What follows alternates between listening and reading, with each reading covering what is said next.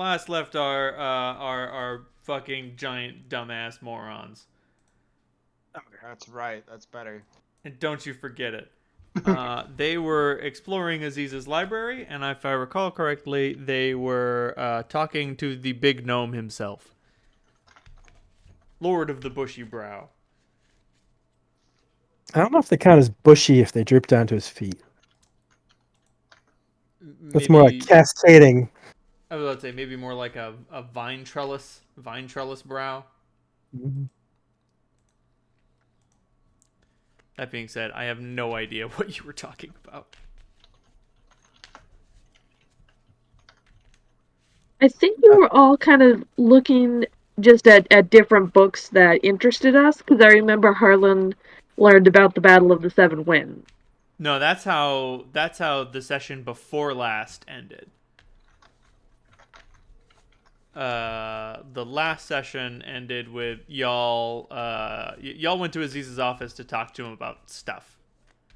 Basically, The we ran our Red plan. Knot.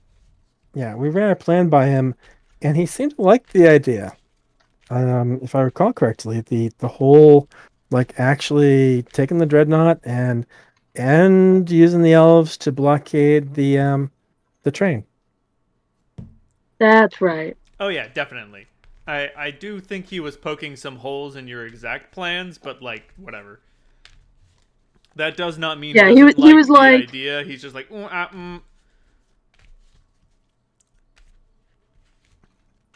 yeah, he was like the professor going, "All right, you got some really good bones in this paper. We just got to edit some things." Exactly. It's fine. We'll just do a French Revolution and cut everybody's heads off. Wait, no, hold on. That's how we get Napoleon. But I want to spin the wacky revolutionary wheel. So, yeah. I don't remember exactly what he cautioned against. But he was like, yeah, you go find the dreadnought and you help them fix it, and then you ask for their help, and they'll probably give it. The Junkers are a giving bunch. And then you go to Elfland and say some things to elves that will make them want to do something ill-advised, not difficult. I believe in terms of the Junkers, he commented on the fact that they want to be relevant. They want to not just be sort of this afterthought in District 2. They want to be actually have a seat at the table, and that's the way to get to them. Because right now they're sort of, Oasis has become the very much the second by a long shot city in District 2. Oh yeah, second, third, maybe even fourth banana. We're so many bananas down the fucking bunch. It's depressing. That was the big takeaway I had is that Mm-hmm. is that we really had to figure out a way of making them want it. Yeah, they're being so secretive about the project because they really want a independent win. That's definitely part of it. And also, like, any interference can only be bad. Yeah. Well, I mean, the other thing is they figure that if the chosen find out about it, they might take it away. Exactly. That's No. the biggest threat. So even someone who was well-meaning could ruin everything.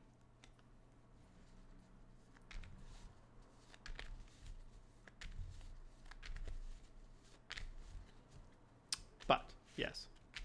Yeah, and I think Aziz also told us about. We talked a lot about Hyronius, actually, and the artifice of the mountain, and why there's mutants yes. in the Hell Jungle.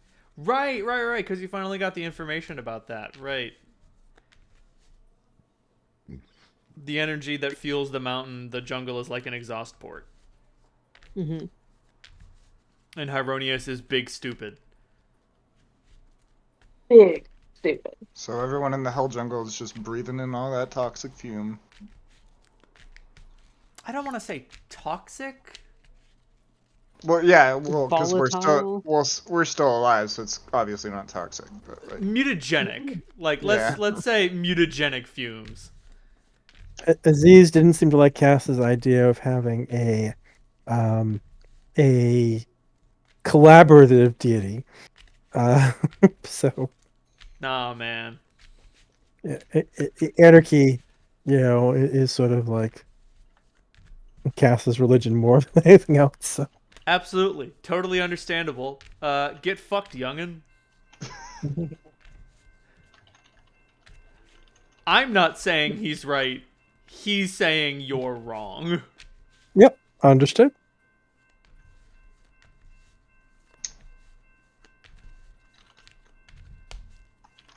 It's also just difficult to find an anarchist deity. Like I don't I don't know if you can square that circle. They're usually in the Feywild, so Right. and they're usually not actually deities. They're sort of silly or unsilly lords who just happen to be of godlike power, but don't necessarily have worshippers per se. Right. What you will be creating is what goodness looks like from here on out. Anarchist goodness sounds good to Cass. Fair enough. And Hyronious goodness, not good.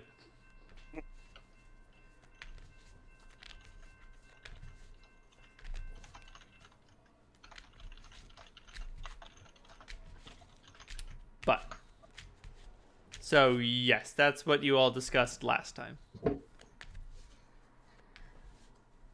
And we're leaving Durs here at Aziz's temple as Yes. well. He wants to do some fucking fat reading. And it's going to take him a while because he's a very slow reader. He's one of those There's people, a lot of books here. He's one of those people who reads out loud in his head. It takes him forever. I wouldn't know anything about that.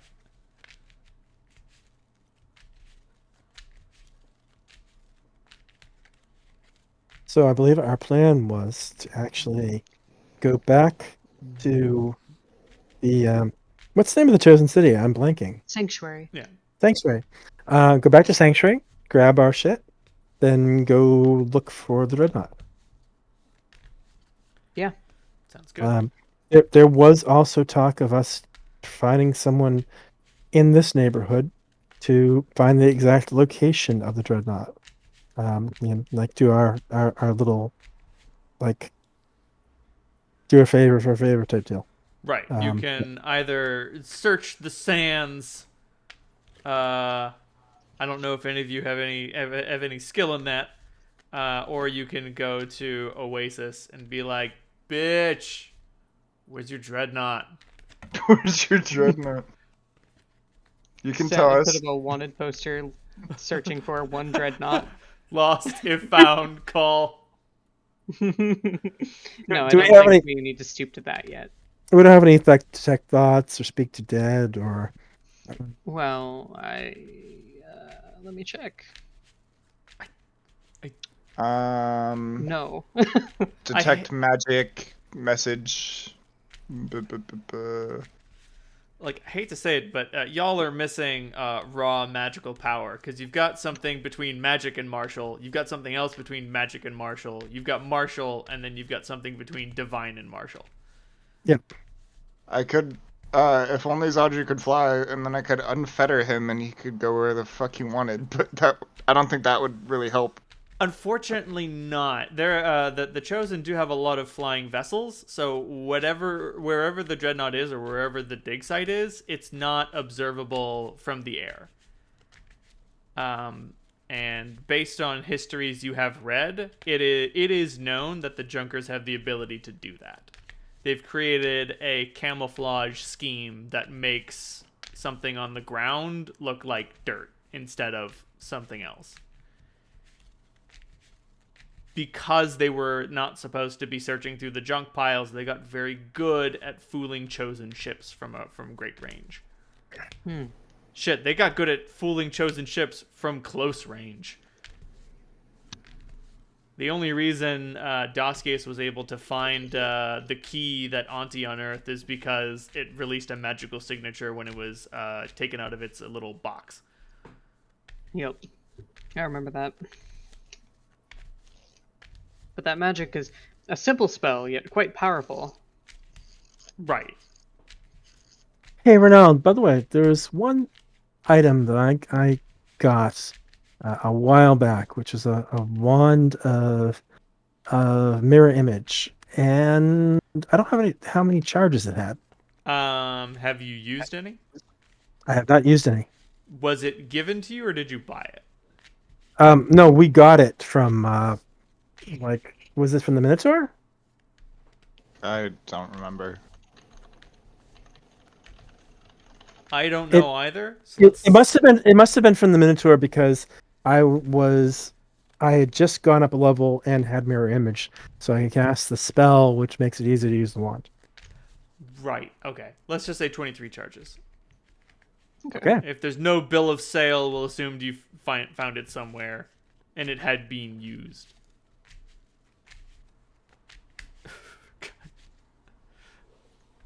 I remember my buddy Ross had optional rules for if you break a magical item with a number of charges and they all go off at once. Break wand of mirror image, create fucking 800 images.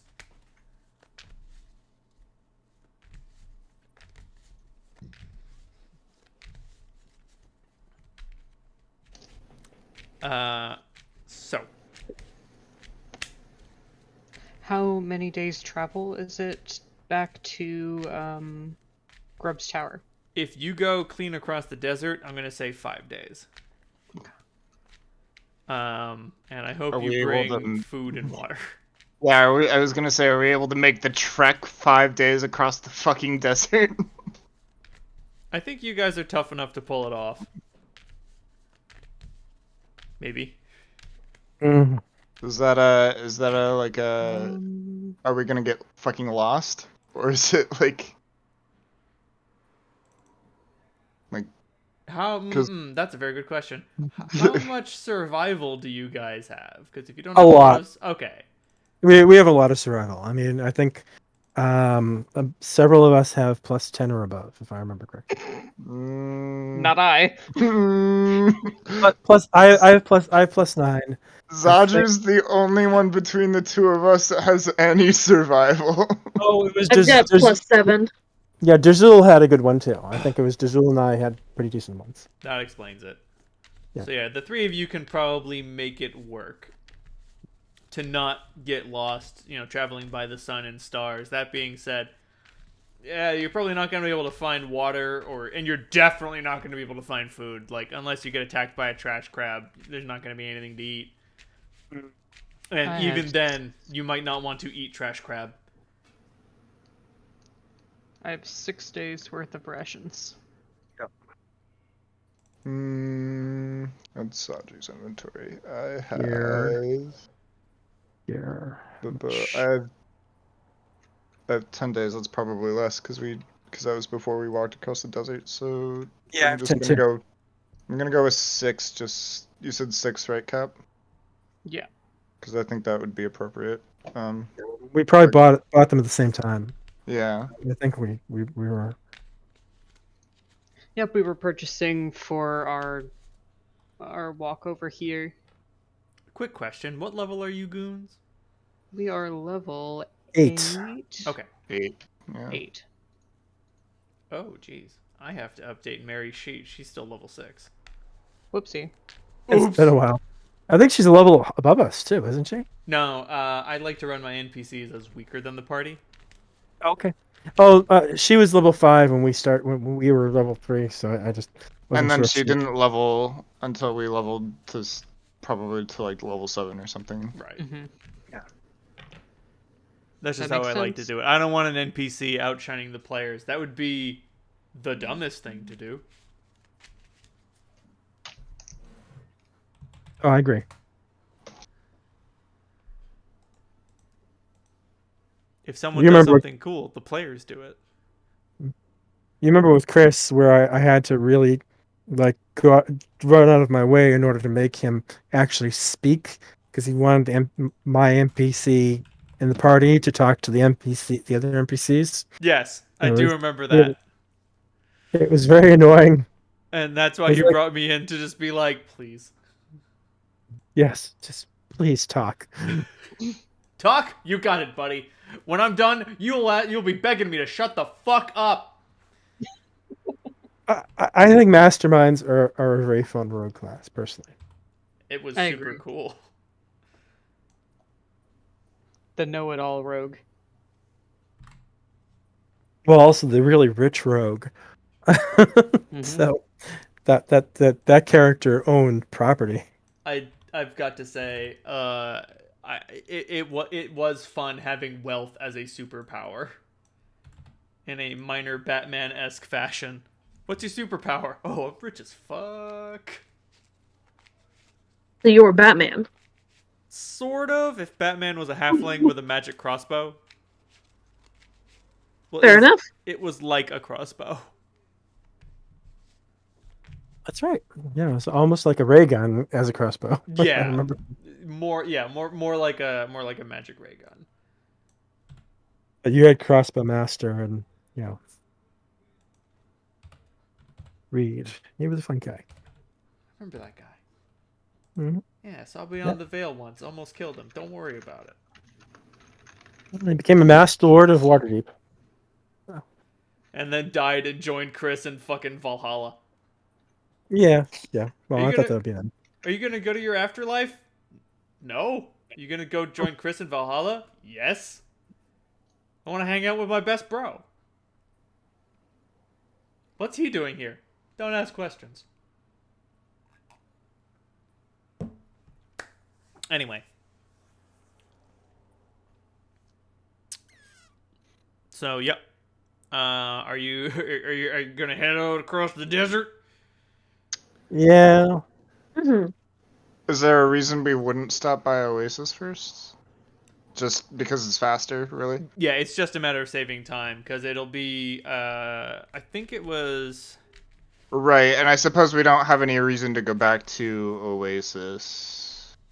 Unless you Were want we to do some like gonna politicking. were we gonna get paid for escorting these No. kids across the desert? Oh, okay. Oh we no, weren't gonna get...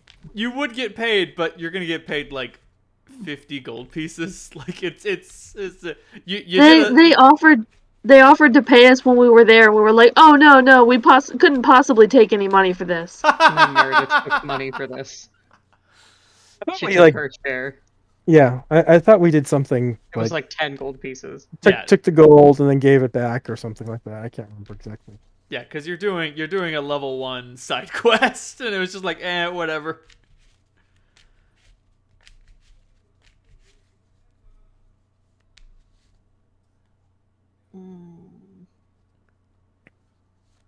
Oh, holy shit. That was something that I wanted. Did you ever get to that section in the Throne of Baal where you get to recruit the low level NPCs? Yes. Well, how are we supposed to get through all the beholders? Well, it's either beholders or kobolds. I don't remember which. I don't know. Have you considered outsourcing?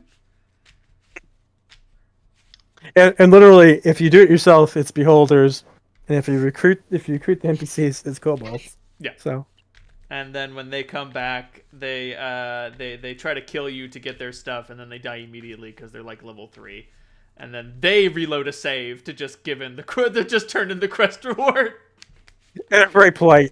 Right? Yeah, they change their attitude and change everything. Just like, oh shit.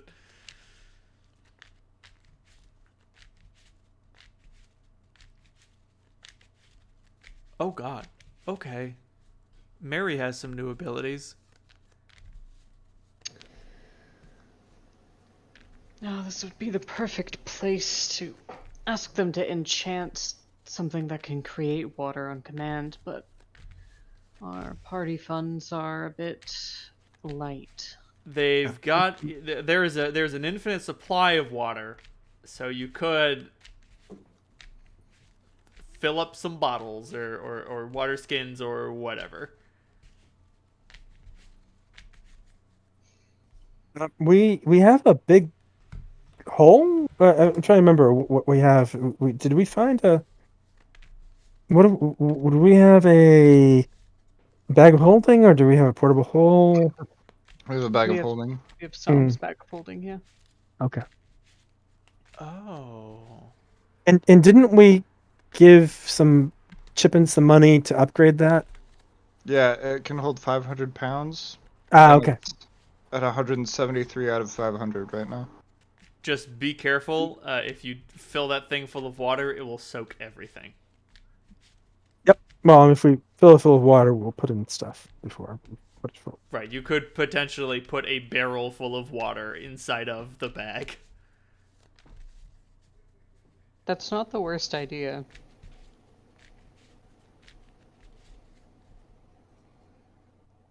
If we do that, travel by night. Have to Then- ration our rations, but Oh, you That's a good way to. you can get food here. That's fine. okay.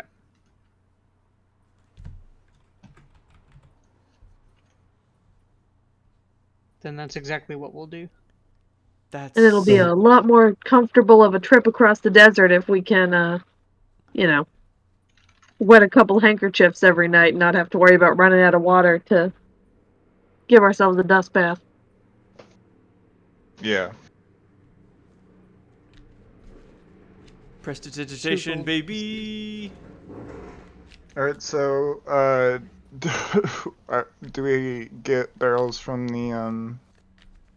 do they just have, like, barrels of water that we can have, or buy, Yeah. or... Well, you'll have to buy the barrel, but barrels are not expensive, I don't think. 2 gold pieces each. Yeah, that sounds good. You get a fine cask, an unblemished barrel. Is one barrel enough, or do we need, like, a couple? Barrel can hold like a couple 100 pounds of water. Yeah, So I think you guys will be good with a barrel of water, like between the 5 of you over 5 days. Okay. I will add that to the bag of holding. Fantastic. And then when we reach the end of the 5 days, it will just be a barrel. Alright, hey Grub, you want a barrel? where are we headed this time? Are we headed back to Grubb's Tower? Yeah, you're gonna do a straight shot against the desert. I'm gonna lower that down to 4 days because I was thinking it's 3 and 3, so a straight shot should be even shorter. So I'm thinking a straight shot's only 4. All right, awesome. An empty barrel weighs 30 pounds, so 30 pounds plus how many pounds of water? Like 100? Let's just say 100 pounds of water. Fuck it. Let's keep it simple. So Yes. here's a wacky fucking here's a wacky fucking monk ability that monks have. So they can deliver a koan. I think that's how it's pronounced. A koan is a riddle without an answer that shatters someone's ability to reason. It's like a paradox. Yeah, like they're very popular in Buddhism just to be like, I know the answer to everything. No, you don't. Some questions don't have answers. What's the sound of one hand clapping? That's a koan. That was a raven like a writing desk. Right. This is also a very famous episode of the original Star Trek, the original series, where these were used to disable human androids. That is correct. Without thinking of good or evil, show me your original face before your mother and father were born. That's not even a question, Your Honor. No, it's more than a question. It's a demand that you cannot fulfill. Buffering. Yeah, buffering. That's what it's supposed to do. It's not like, you couldn't come up with an answer. You're stupid. It's some questions don't have answers. Focus on the Like, how do you questions even you begin can to answer. answer that? Yeah. Either focus on the questions you can answer or understand that there are some questions that you can't. I think it's a Neil deGrasse Tyson quote of, at least for now, one must be content to love the questions themselves. Right.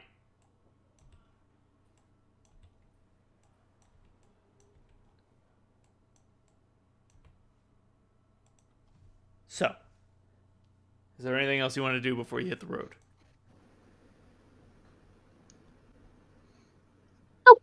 No, I think that's it. Hit the road, Jack.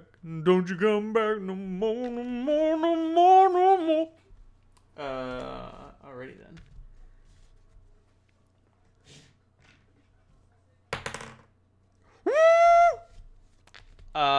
Okay.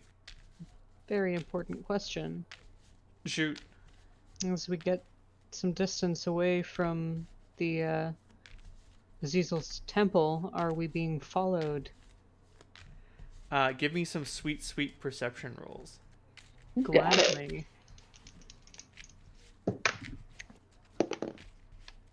Oh yeah. 28. Oh, Let me put this down in the chat. keeps on keeps on rolling on my mouse pad.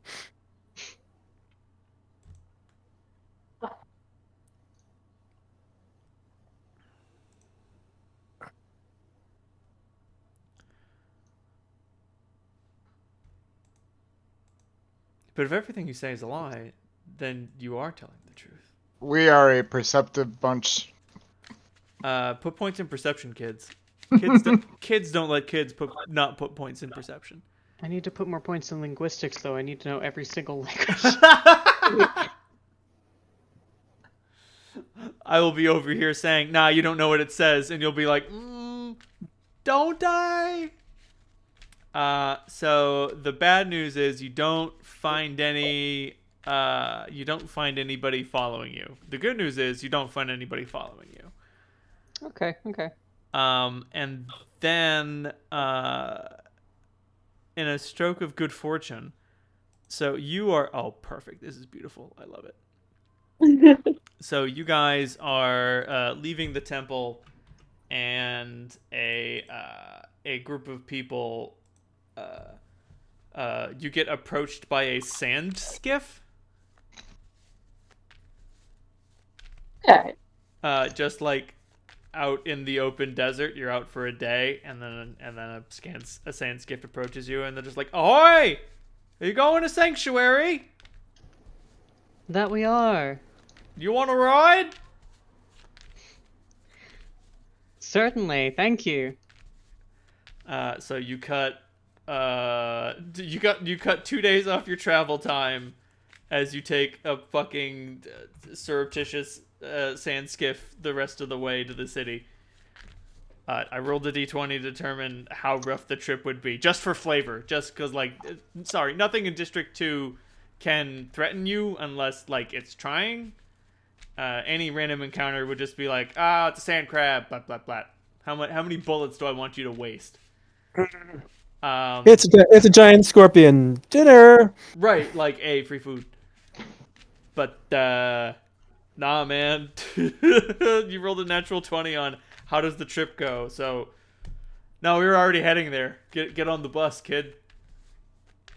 So you cut travel time down to 2 days, and you arrive in Sanctuary on a sand skiff that's got, what would they be transporting? They're transporting some students. Oh, wonderful. There are two. There's a young man and a young woman who are just filled to the brim with fucking knowledge now.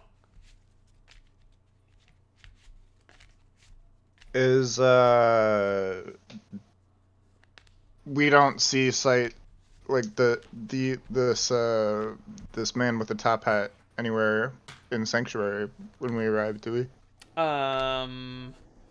No.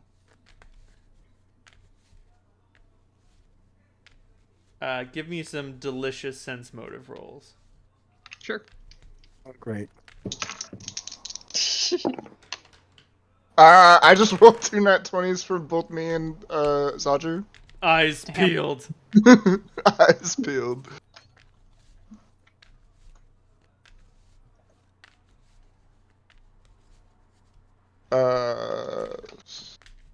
You see the best in everyone, Harlan. So that's Sam's got a 26 and Zadru has Yes, also a uncharacteristically, 26. uncharacteristically rolled well in the sense motive check, where it doesn't matter. Some Zadru, the two of you do in fact see the man in the top hat. And like he's on a balcony at a cafe and he sees you and he sees you seeing him and then he goes into the building. I lean into Harlan and I say, the man's back watching us from that balcony over there, and I kind of point at the direction that he was. Enemy Just go heads up. spotted.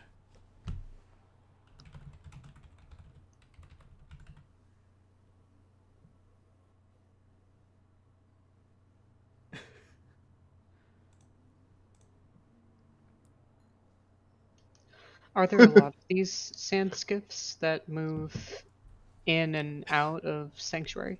There's probably more of like a I'm thinking like actually like maybe a parking garage? Okay. Like Almost like a platform or a loading bay. yeah, I would think something more like a parking lot. Just like, outside the walls. No, you don't get to bring your vehicles in. That's where our vehicles go. No, get out.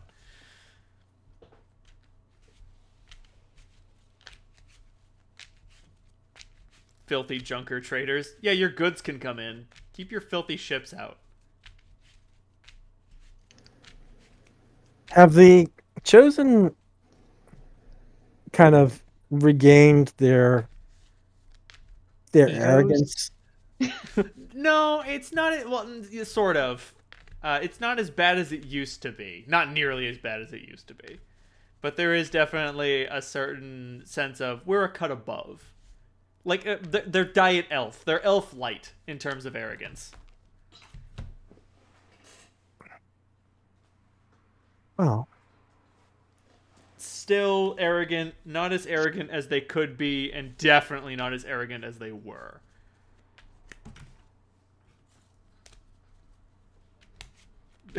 Let us assume that elves are peak arrogance. Chosen would be 1/8 of an elf in terms of how arrogant they are. So we definitely see firsthand why the Junkers wouldn't want the Chosen involved in their recovery efforts of the Dreadnought. Oh no. And like let's not even get into let's not even get into the idea of the possibility of any legal proceedings. Oh my goodness. Like, Ownership rights. Yeah, right. Like, well, who does it belong to? If they can get it up and running and fly it around, bitch, it belongs to us now. What the fuck you gonna do about it? Shoot it out of the sky? You couldn't shoot it out of the sky when it was killing your people. You're not gonna be able to shoot it out of the sky now. What is it? We work for the highest bidder. I have the dreadnought. That makes you the highest bidder. Yeah.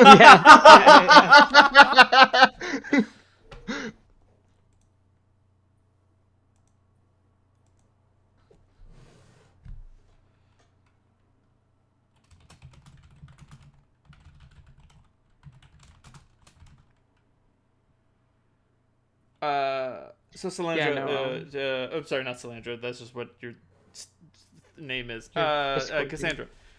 So Cass, are you asking about adamantium in terms of, like, as a unique material? Because that would have cut into your available costs. what?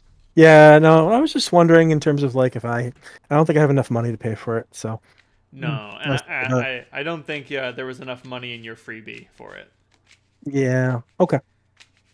He would definitely have the ability to do that, and he's definitely got the time to do that. It's just a matter of, hey man, adamantium doesn't grow on trees, you know. Though I know. I did try making that happen. Did not work out. It was a Mhm. huge mistake. Had to burn the whole. Had to burn the whole thing. It was, oof. Mhm. Oh, Just wondering. As the old song goes, regrets? Oh, I have a few. Trying to make an adamantium arbor. It's one of them.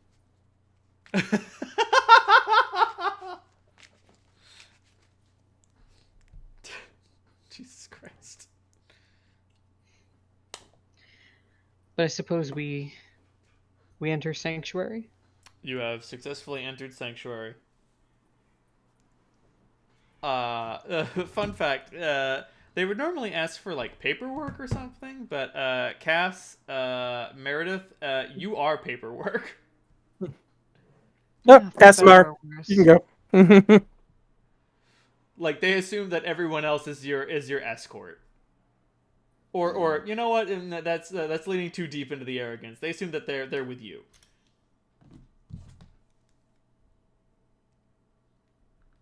Like if they were at maximum arrogance, it'd be like, ah, you're slaves. If they were at medium arrogance, it'd be like, ah, you're servants. At like, Say like what kind of Like, escort? your Because like companions. exactly. are we the sexual kind of escort or are we the like the bodyguards? Because some is not big enough to look like a fucking bodyguard. Hey, some escorts are good for fucking, and some escorts are good for protecting. We'll figure out which you are on the way.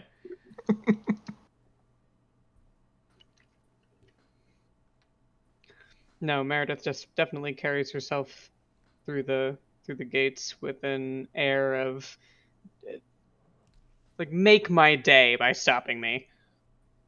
Oh, it's super effective. You may roll if you wish. It is unnecessary. It's unnecessary, but I do like big numbers. That's true. So on that intimidation, it's a 26. Oh No boy, one's stopping me. they're not stopping you. They're not like full on turning away. Like at over a 30 is cops just look away. Who are you? I don't know. I didn't see him. But See between 25 and 30, they just fucking yep, yes ma'am. Mm-hmm. You do just whatever a you're bead doing. of sweat. Good. As you were.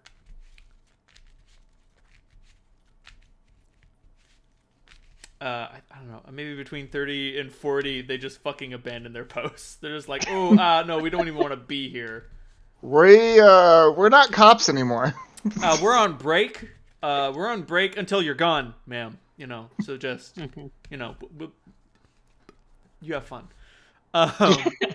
Anything we can get for you? Some orange slices, some You want some citrus? little drinks, Fucking umbrellas. one of my favorite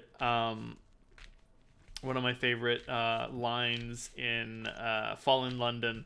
If you're robbing someone's abode, like if you're robbing someone's mansion, there's a random chance you'll run into a guard. And there's a certain attribute you have. It's not daring. It's sinister. You have a sinister attribute.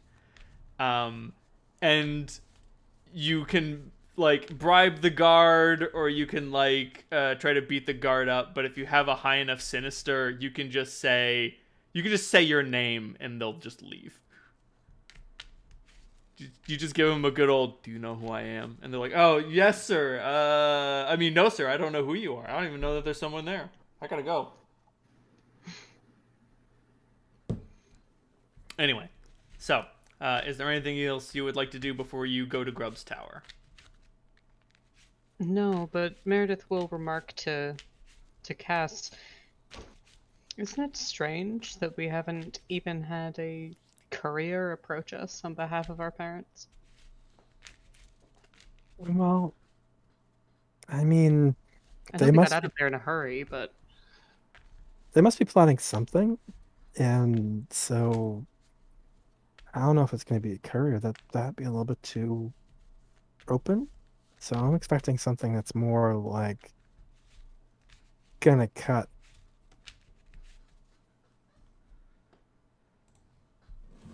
What? I would never.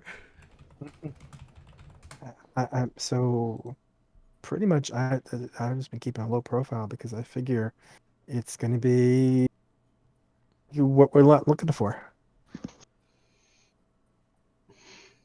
I understand, but I think I've thrown away any possibility of a low profile when I made that speech.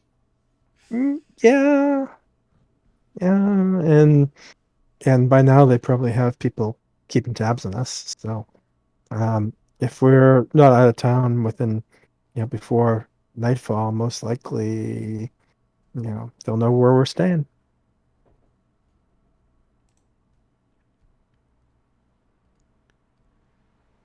But I'm looking forward to seeing this secret project of yours. So, Yes. and I I'm want to see excited my baby. to Grubs. Hmm. To Grubs. You go to the tower. It's a little. There's walls and there's like a little intercom buzzer. Now, you do know that they might just have decided to have someone wait for us here, right? I mean, it was pretty public that we got this boon. They know we're going to come back here. That's fine. I'd Okay. honestly rather spring the trap than wait for it.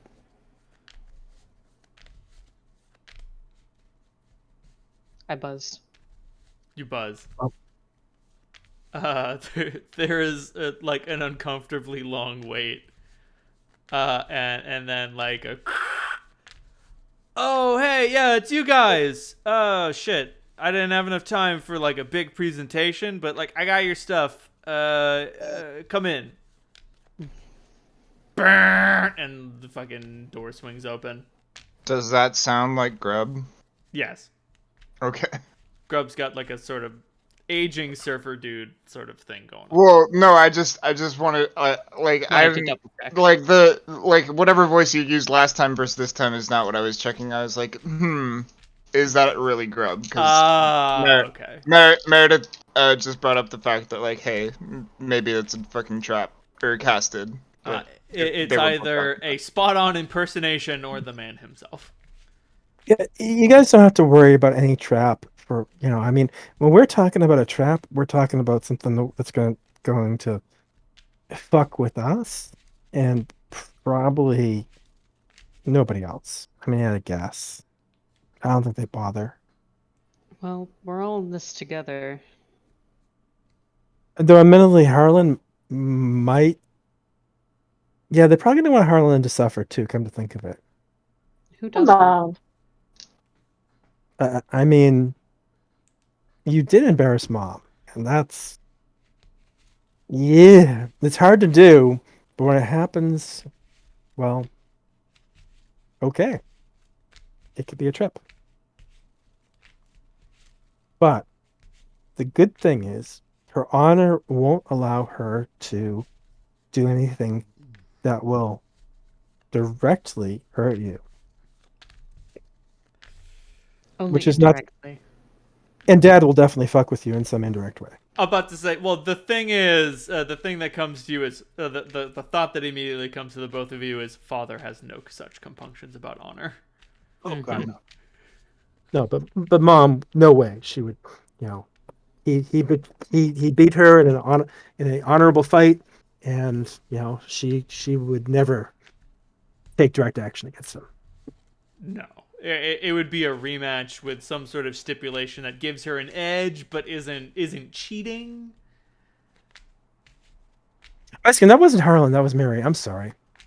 I was saying, was very like confused. Harlan was completely ready to believe that she would just hate him on principle. He was like, yeah, that tracks, but Didn't Harlan beat somebody in a fist fight? Yes, Yeah, he the beat up. blood- yeah, that was just some like the four schmucks at a bar. barbarians that were like level 2 at the bar after we Right. were talking about how like this never ever is the fucking false prophet or whatever. Yeah. I totally blended those two scenes in my head. Totally understandable. They were very similar. Not like super similar, but vaguely similar.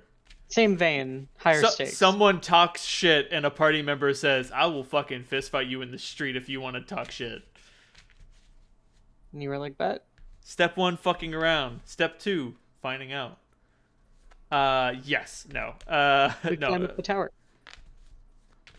So, right. An automaton comes out, carrying a series of boxes, and ornate cases for each of you. Oh, baby.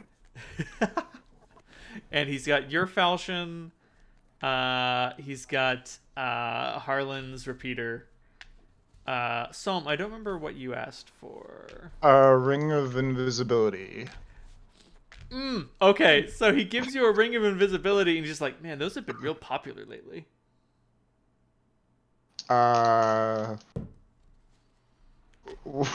What? Yeah, man, I had like another commission for that just when you left. Interesting. Anonymous purchaser? I think so. I don't know. I don't really pay attention to that sort of thing.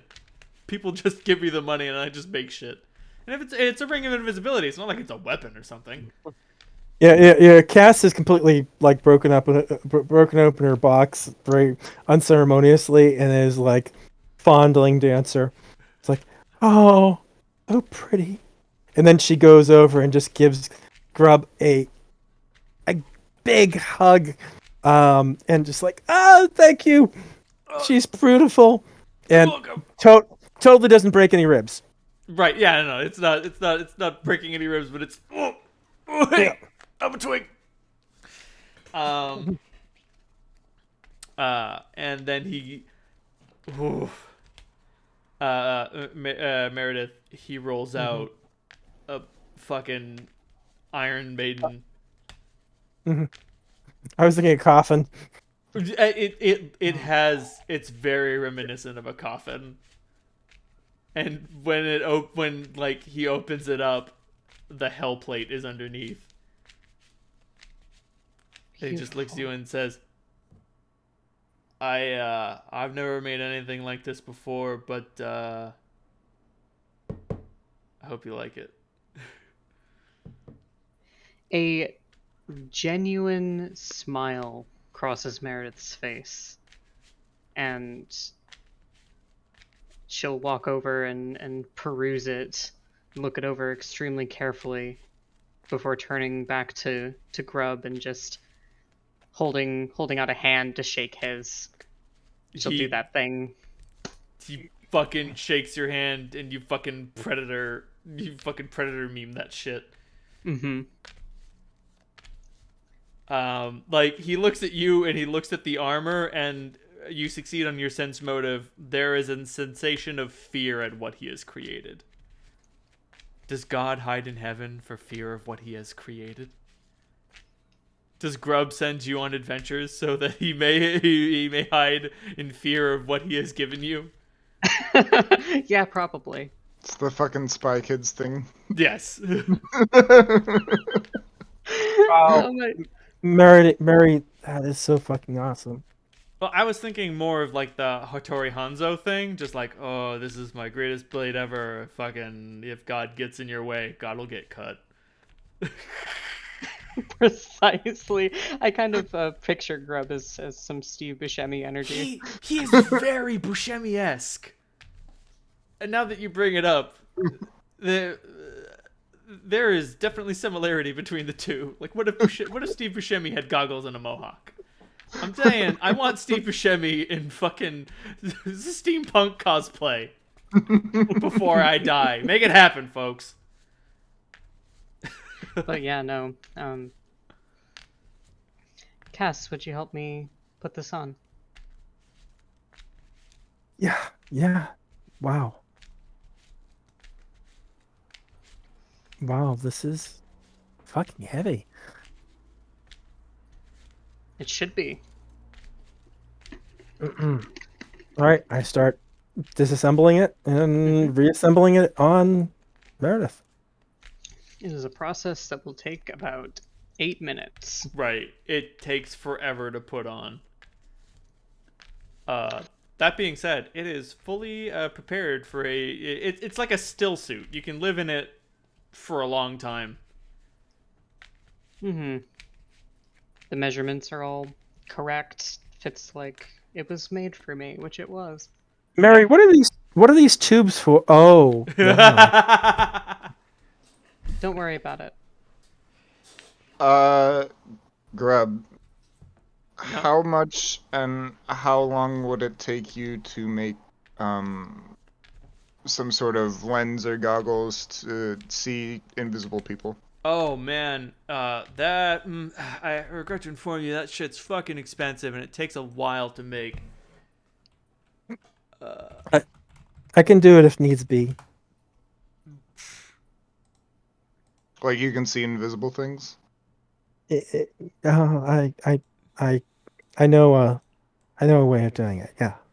Oh, okay. Needs might be. It depends I'm on how hard you want to see this invisible person. Cause I can make like a monocle that'll help you see shit, but it's not gonna like make someone who's invisible not invisible. Just make you better at seeing things. And then on the other end, I got like he like points to his own goggles and he's like, I can make you something like these that allow you to like see planar overlays.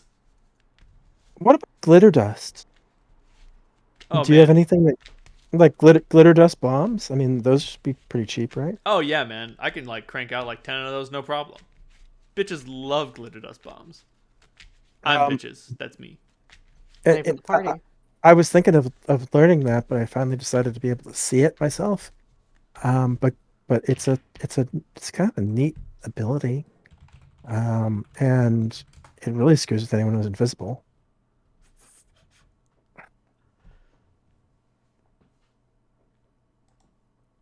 Dear. Oh my god. Okay, so there is an alchemist ability called the Glittering Infusion, which allows you to add the glitter dust effect onto your bombs. Oh, this is perfect for the 11-year-old alchemists. Holy shit. Fucking uh, uh, uh, fucking Path of Elton John. Fucking your bombs explode in glitter. I'm sorry, Liberace. My bad. The Path of Liberace. Or Freddie Mercury. Take your pick. There's a lot of glittery musicians out there. I will definitely pick Freddie Mercury over Liberace. I don't know. Is there something naughty about Liberace I don't know? No, I just like Freddie Mercury better. Fair enough. A lot better. Okay, so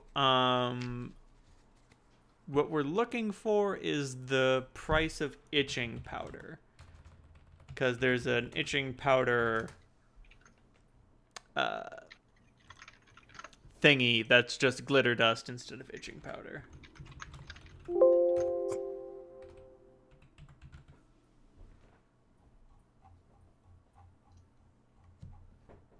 Well, it says what it takes to make it, but not how much it costs. Itching powder, 60 gold pieces for 2 pounds of it. Oh, okay. It was like 60 gold for one. Oh, for 2 pounds. Yeah, okay, cool. I'm going to say a pound provides 10 uses. So, yeah, you can get 20 uses of glitter dust powder for 60 gold pieces. Wow, that's a good investment. We'd have to know that something invisible is like around to Yeah. make it useful. Yeah. So then our true enemy is our own paranoia. Yeah, I'm just now I'm kind of worried about like, hey, these fucks are like invisible, like walking like right behind us or whatever. Like I don't. That's kind of concerning now that that information's been revealed. Now, we don't know that they're following us. We just know someone else very Just ver- coincidentally needed one. What a Seems coincidence. Very coincidental. Better safe than sorry. Oh, I mean, I can cast the spell from from time to time and see if I can spot anything. I'll buy that. I'll just get it. So we have the item. You said 60 gold? Yeah. Okay. So it comes out to 3 gold per use. The issue is that glitter dust is only in a 10-foot radius, so it's not big. But because it's not the magical glitter dust, it doesn't turn off invisibility, but it gives you a -40 on stealth check, so it more than overcomes the bonus invisibility would give you. Makes sense. Yep. Okay. Yep. I'll do that just so we have something. So yeah, invisibility gives you a +20 bonus on stealth. So a master thief hit with the glitter dust bomb would be rolling -7 on stealth. At that point, don't even bother. Oh, that feeling when. So I have you said 40 uses, or is it 10 per pound? So like Yeah, 20. yeah, it's 10 per pound, so it's 20 uses. Uh, okay.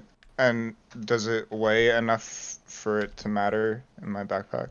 I'm gonna say no. Oh no, it's 2 pounds. Sorry, Yeah. Yep. I'm an idiot. Yep. Pound of steel, pound of feathers. Yep. Oh, and Mary gets a diadem that like replaces her horns.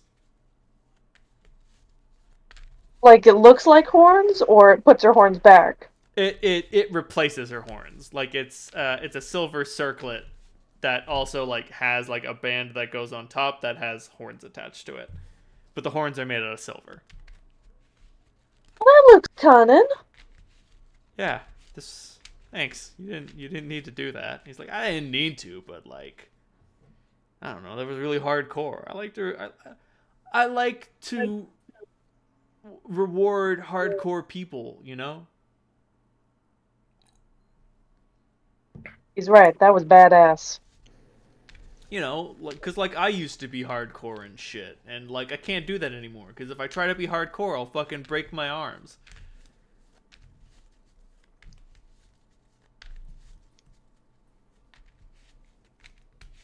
We'll have We to go who out can no to- longer be hardcore salute you. Exactly. I sort of put Meredith's helm. You sure you're ready for this? I Oh, yeah. was born ready. I a little reluctantly, Cass kind of takes the helm and puts it over Meredith's head. Holy fuck! Holy fuck! And she does some movements, some stretches, tests range of motion for her arms and legs. It's more range of motion than you would with full plate, but obviously it's not great. Right. When you're in heavy armor, range of motion is relative. Yeah, this is going to take some getting used to. She was wearing Kiko armor before, which is a type of scale. Oh So dear. way more Damn, speaking of flexible. badass. Looking good there, Meredith. Thank you kindly, Harlan. What are you gonna do with that? Keep it. You might need it, I guess. The scale.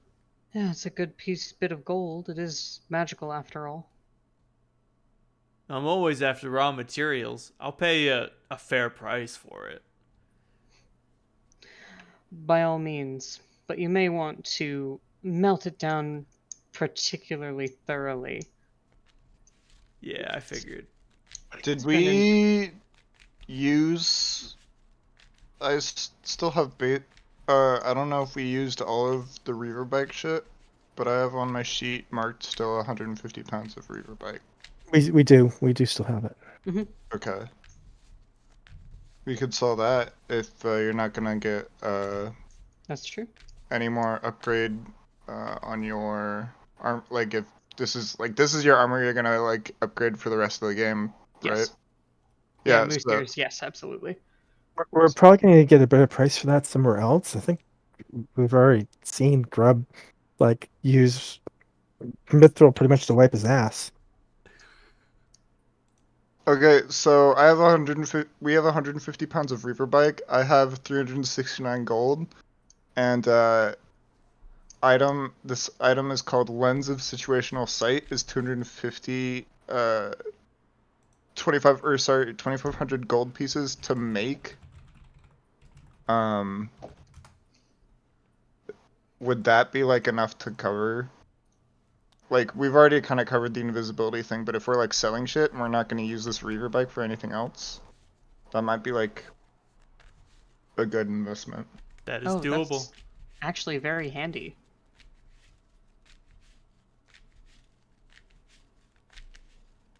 Yeah, sell the armor, sell the bike parts.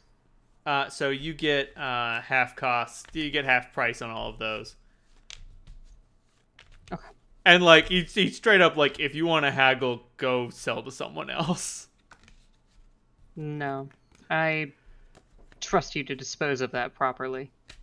It's what I do. And yeah, man, I can totally make some of those. I can fucking bang out one of those in like 24 hours. So this is. Oh wait, no, quicker. I forgot. He is fucking dumbass artificer crafting feats. I can bang one of those out in 2 hours. So this thing is sort of like a wand, actually. It's like it's you use it and then it runs out eventually. It's still not bad.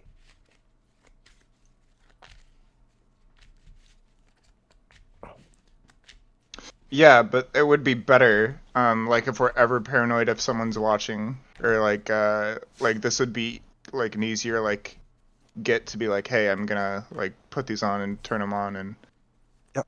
check it out.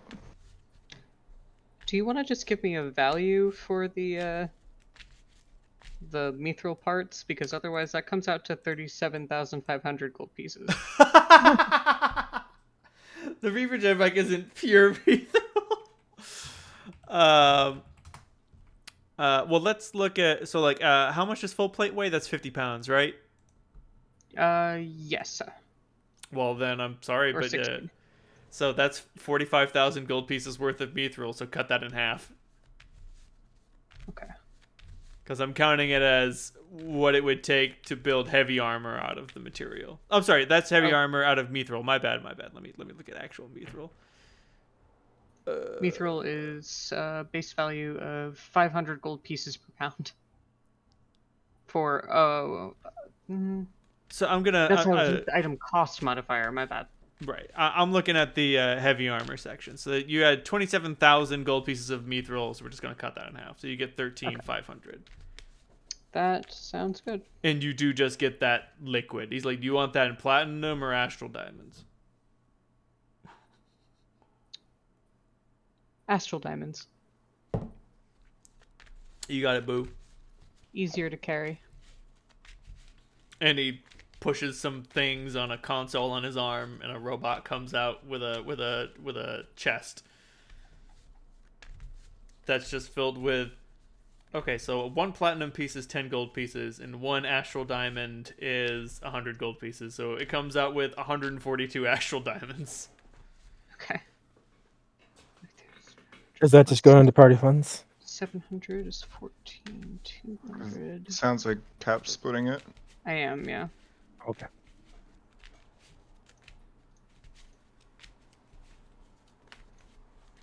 And he's just looking at the jet bike, and he's like, oh, damn.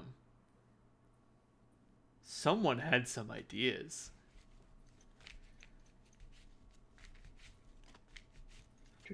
And I know most of those ideas were death and destruction, but when it was purring, it was real neat. Yeah, fair enough. You know, I'm trying to think of industrial uses and applications for this, and I can't think of one. You know, like, if you want to send a message or you want to send a runner, I don't know, you'd probably be better off sending a bird. So yeah, I'm just going to break this thing down because he just, like, gestures to the spikes on front of it. He's like, I'm pretty sure this is just meant for killing people. Yeah, I took that part to the face. Like, what if a horse never got afraid and was a weapon? Isn't that just a moose? I don't know what that is, but I can only assume that you're correct.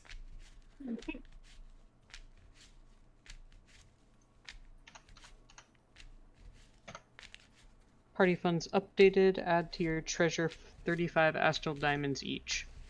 Where's my arm? That's 3,500. Yes. Okay. I'm gonna. Thankfully, there's a there's a slot below copper, platinum, gold, and silver.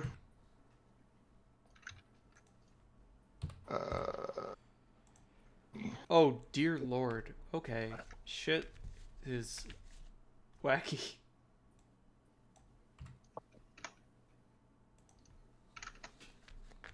That feeling when Mary's wisdom goes up by 7 points.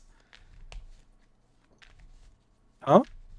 The circlet. It's a circlet of +6 wisdom. Hey, Holy hey. shit. And her going to level 8 gave her an attribute point, which I also decided to put into wisdom. Because she's like, I need to get better at this shit.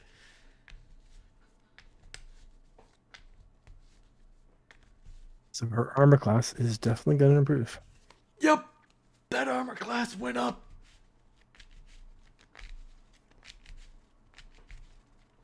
I wonder if did you maybe because that might have if you had forgotten to level her before the fight, that might have been like way more one-sided.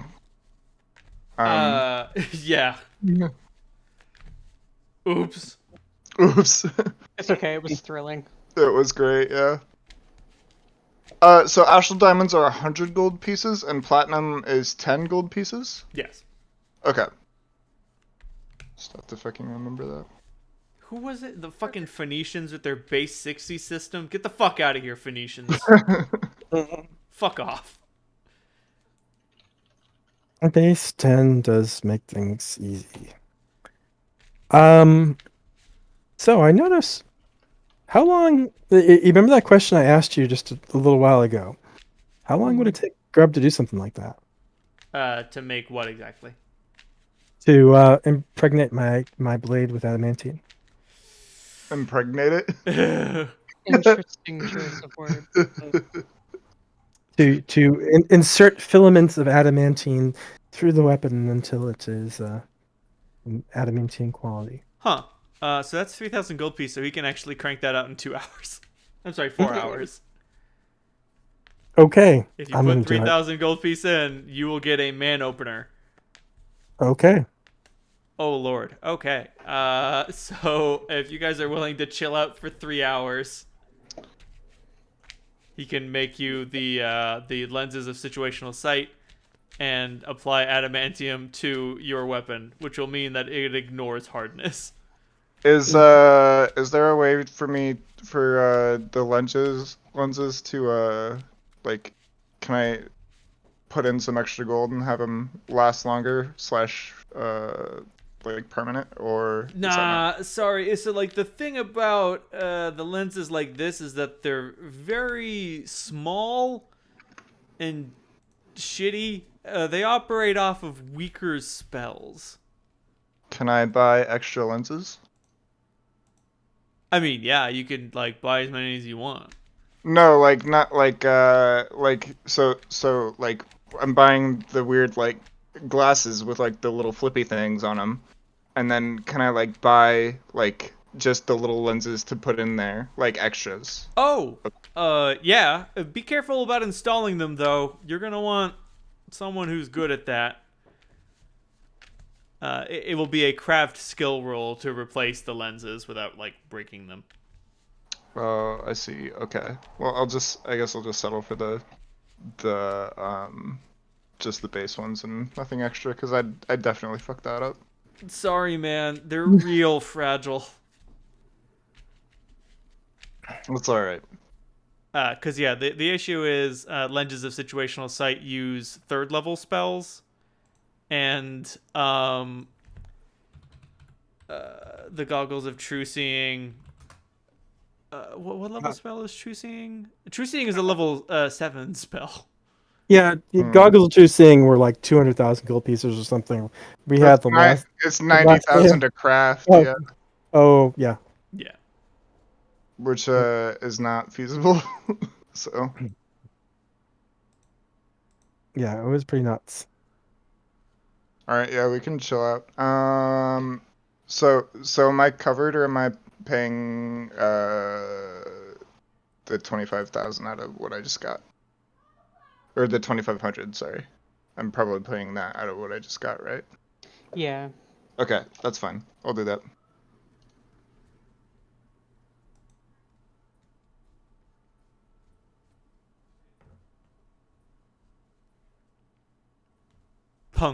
Punk grandmas are some of the best grandmas.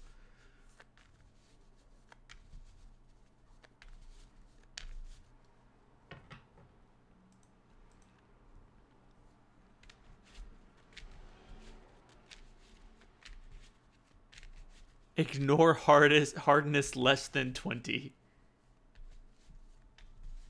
Baby Jesus. For adamantine? Yes. Okay, yeah, I am. Yeah. I figure we're not good at picking locks, but I can always just knock the door down. I'm about to say, at this point, you've got something that can chop doors up. You can pull a Qui-Gon Jinn and shove your sword in the door and just break it to pieces.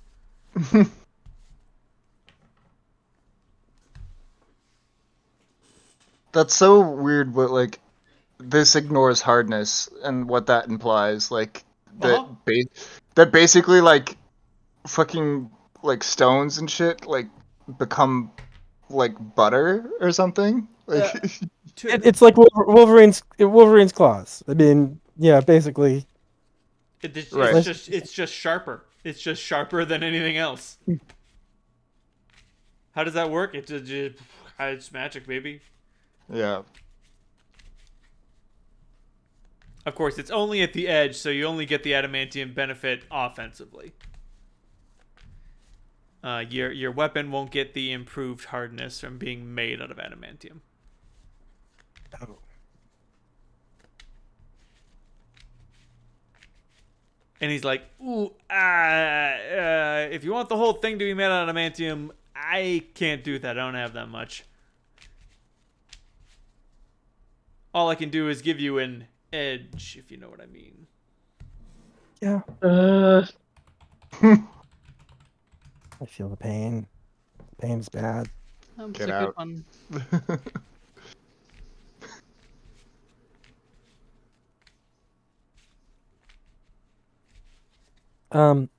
So Mary, there's something I want to do.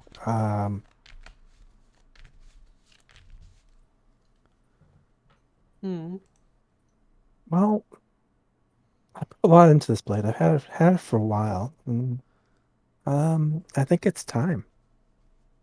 I've been calling it by a name, but I think it should be official.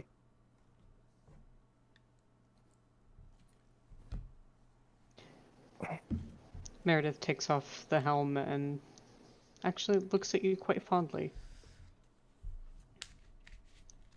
And what do you call it?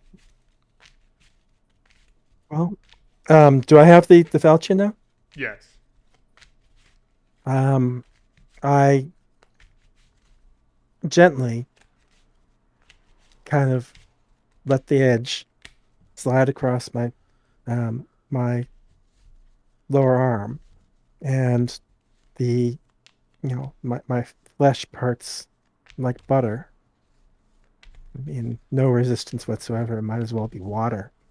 And blood starts to flow, but as the blade passes over my skin, the wound heals, leaving a scar and a trail of kind of strangely iridescent blood along the edge of the blade. And Cass holds the blade up in the air and says, I think she's a dancer.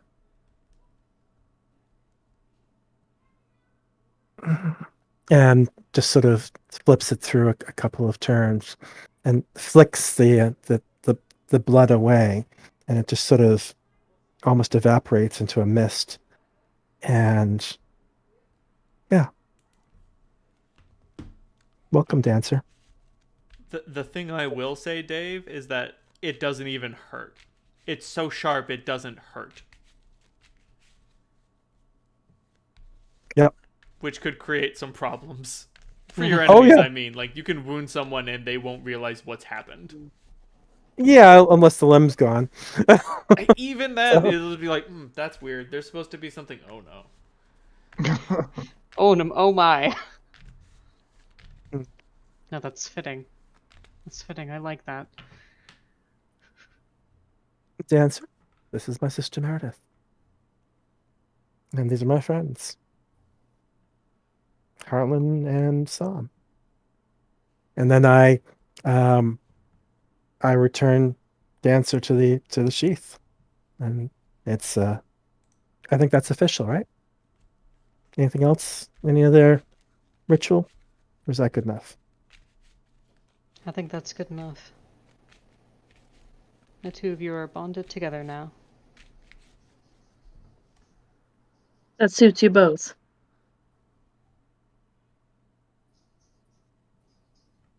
Thanks.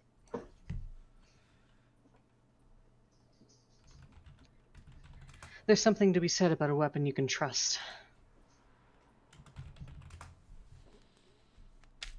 Well, I mean, any weapon can always be turned back against you.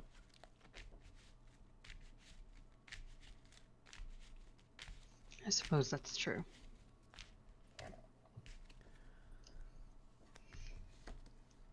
Well, I mean, that's a point of trust too, in a way, right? You trust the weapon is a weapon, and that when someone wields them, they become able to do what they want with them.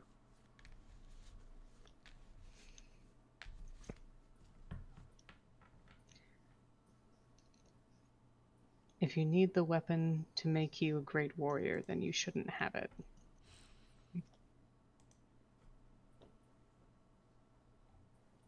Not a Someone worry. told me that once.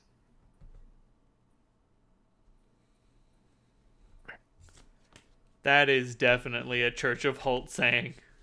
It sure is. If you're only strong because of your weapon, you're actually weak. Shut up. But Mr. Stark, I need my super suit.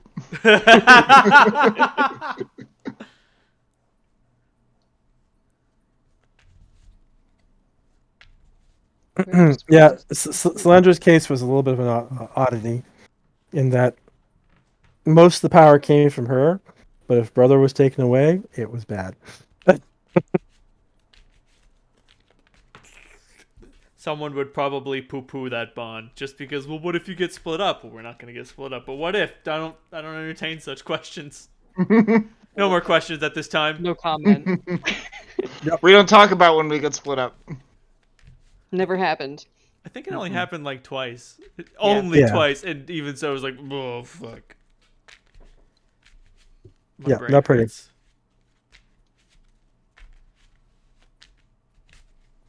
We're talking sobbing into a glass of orange juice. Sad.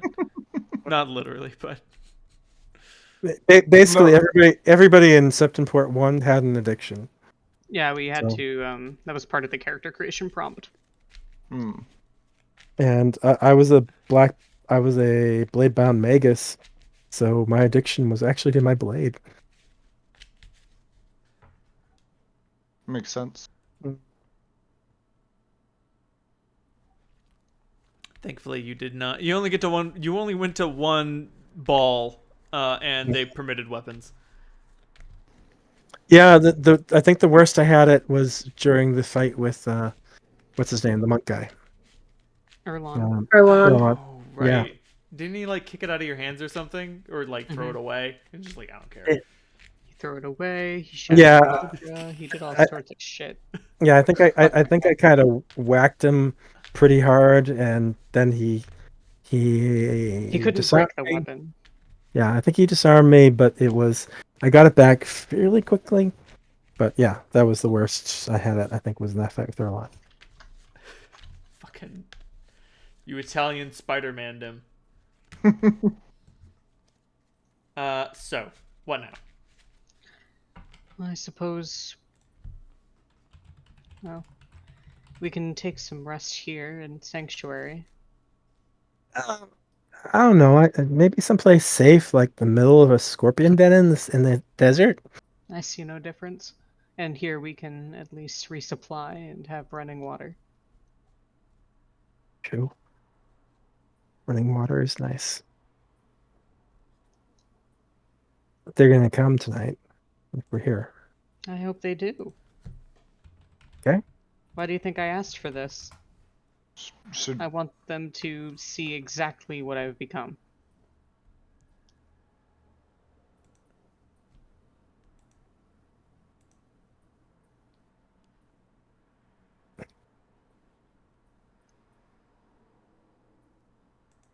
I'm sorry, Sam.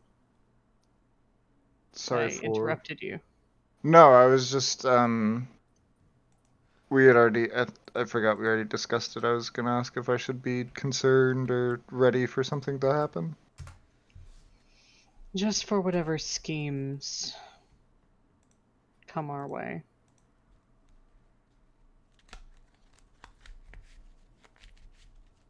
I'm tempted to just go to the estate. I don't like waiting. If you go to Well, the estate, he's going to have every advantage. except for surprise and initiative. So, I mean, the benefit of doing it would be out of everything that they might expect, it's probably not one of the things.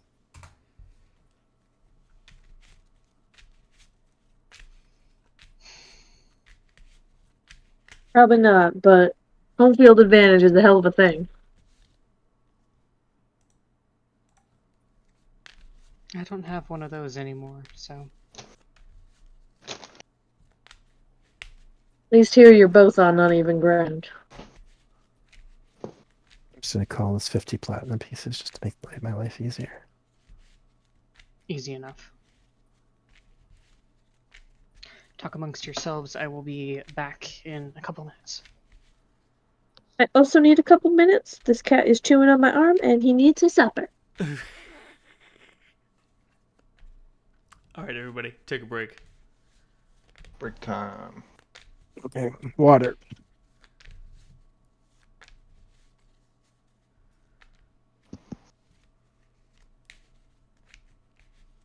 Fuck, Italian Spider-Man is so good.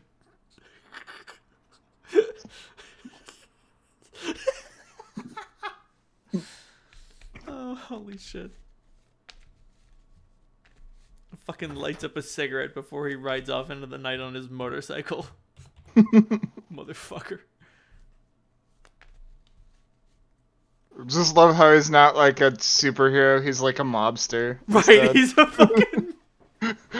That's what he is. He's a fucking mobster.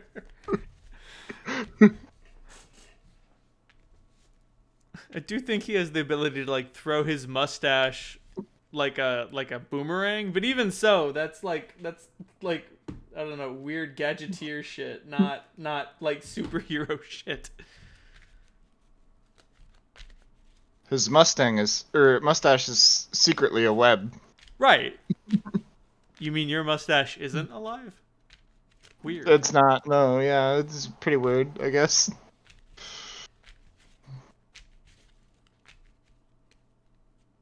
Fuck.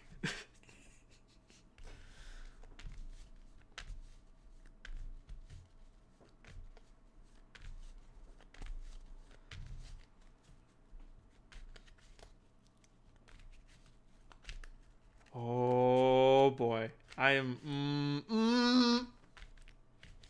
I'm very excited. I I don't know what you have planned, but it terrifies me. Good. I've learned that whatever excites the DM is something that should not excite me. As the old saying goes, beware the smiling dungeon master.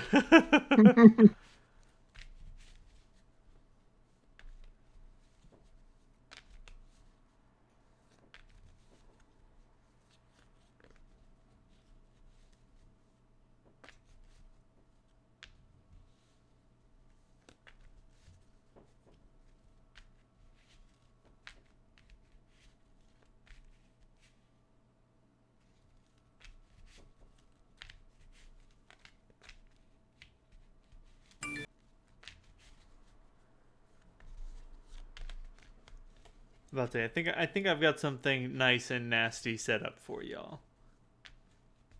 Wonderful. And hey, Nice if you thwart and it, nasty. you'll thwart it.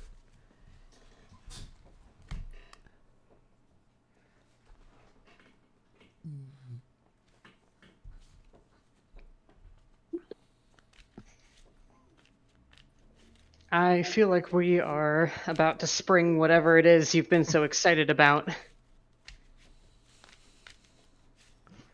What gives me that impression, you may ask? I have no idea. I don't know why you would think such a thing. How long have we been gaming together? Oh, jeez. Since 2016. About to say 6 years. Yeah. So. But then how many individual games? Because that's a better question, honestly. Between Septemport and all of the Shadowrun, several World of Darkness, some Right. one-shots. So there's Septemport. There was the Promethean game. You were in that, right? Yep, I was. That was actually my first time playing World of Darkness. Okay, so we've got Septemport. I don't remember what I named the Promethean game. It was Green Angel Chronicle Chapter 1. Yeah, Right, Angel. right. So that's the Green Angel Chronicle, and then we've I got. thought you did Shadowrun next thing after Septemport. Wasn't that the one with? Yeah, but Green Angel Chronicle was before Septemport. Ah, okay. And then we had that VTM game. Yep. Which is right. You've got the Hunter game, which is Green Angel Chronicle 2. And then you've got the vampire game, which is Green Angel Chronicle Fallout. The Shadowrun game I just called the Cold-Blooded Warm Fuzzies. Yeah, several. And then there's Valkyrie. Right, and then there's Valkyrie, Septemport 2, and Suddenly Magic. And Warhammer. Oh, right, and the Warhammer game. Was there another game before Warhammer that we played that was? You did that warehouse game with the Five Nights at Freddy's one shot. Oh yeah, I ran a Five And you Nights at did a Freddy's couple one Call shot of a couple times. Cthulhu Yeah. things. Yeah, I did that. I'm trying to remember if I did anything on Sunday with you guys before I Warhammer. don't think so. That's right, because this is a Friday night game until Reynolds' schedule change, and I think that was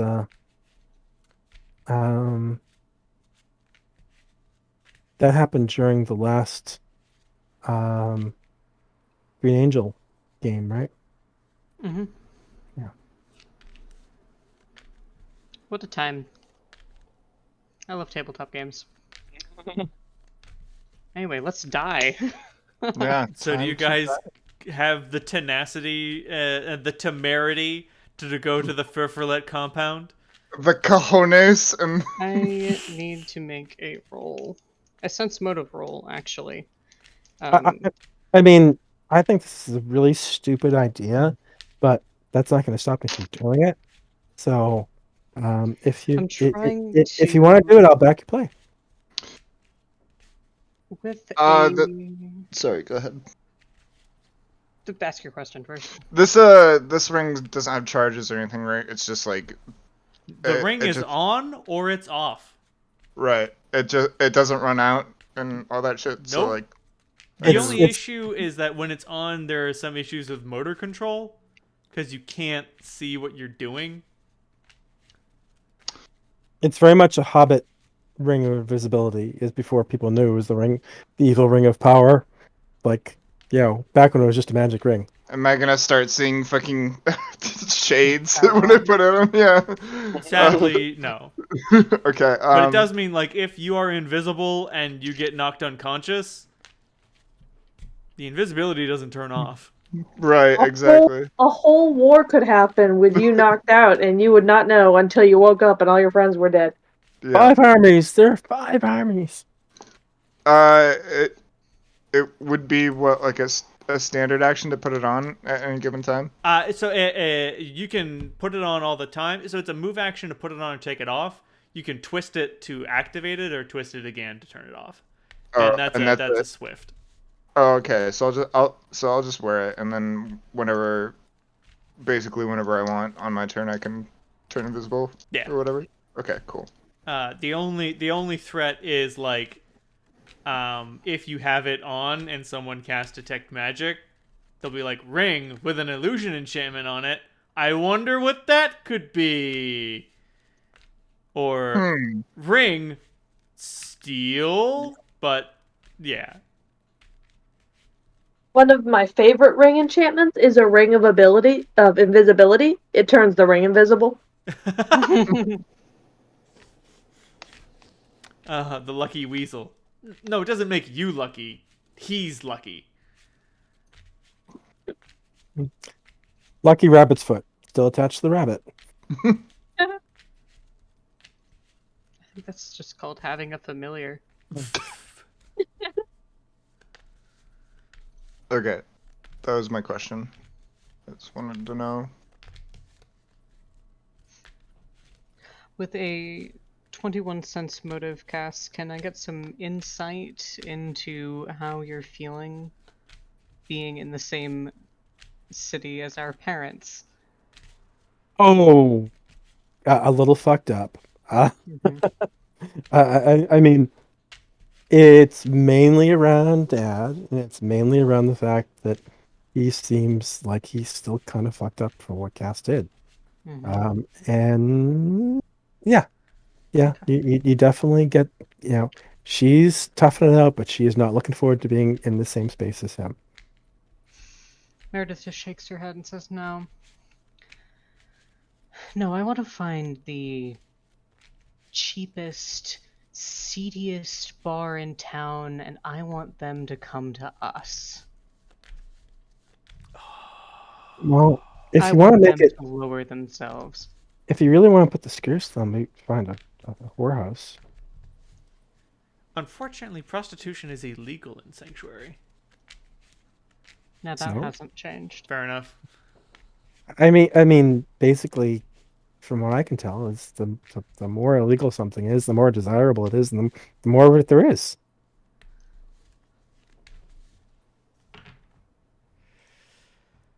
Let me get my random house of ill repute generator. I mean, seriously, we didn't have any prostitution in the wilds. People were fucking like crazy. Well, yeah, if we had, no one would have cared. It's just no one wanted to pay for it. If you're good at something, never do it for free. Oh my. I'm about to say, if you guys are looking for a house of ill repute, I have generated one for you. Yes. You find the House of Countless Petals.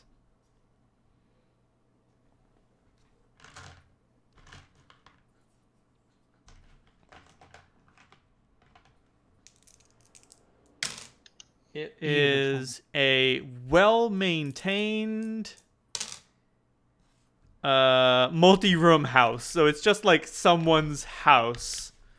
That is like, right, which is like, nah, man, this is just a private residence. Yeah, we have a lot of visitors. Can you come in? No. Fuck off. Come back with a warrant, asshole. So what do you think would bother them more? This is actually less seedy than I was thinking.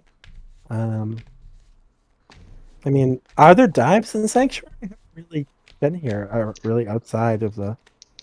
I would imagine if straight up like whorehouses are illegal, you would be hard pressed to find like a like a pretty dirty, dingy bar. Shit, With a man. sense The bars sell synthahol here. It's pretty What depressing. would offend our parents more, do I think, with a sense motive 23? Oh, jeez. Um, the bar would probably offend them more. Because at least in a whorehouse, it would be possible to build influence. Hmm. Like, building influence with a prostitute, that's how you get information. That's how you get what you want. Meredith, I know I know what we could do. It's not a bar. It's not a whorehouse. It's something that doesn't give anything. A How about library. the old Temple of Marduk?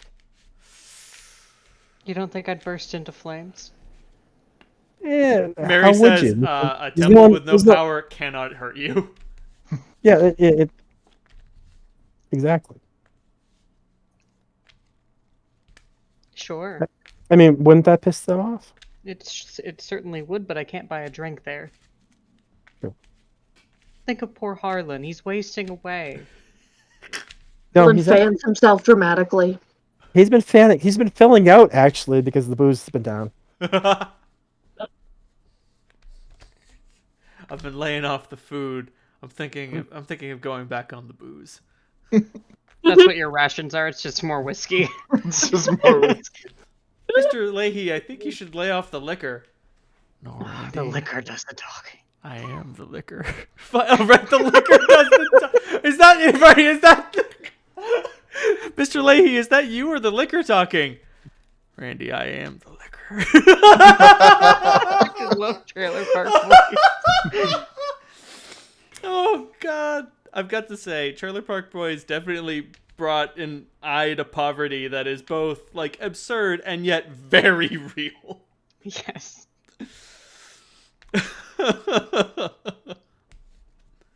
I also like. I feel like they don't like lean into like dumb white trash humor. Like nobody ever gives Randy shit for being gay. They're like, nah, man, he goes out hooking for cheeseburgers. The sad thing isn't that he's hooking. The sad thing is that he's hooking for cheeseburgers.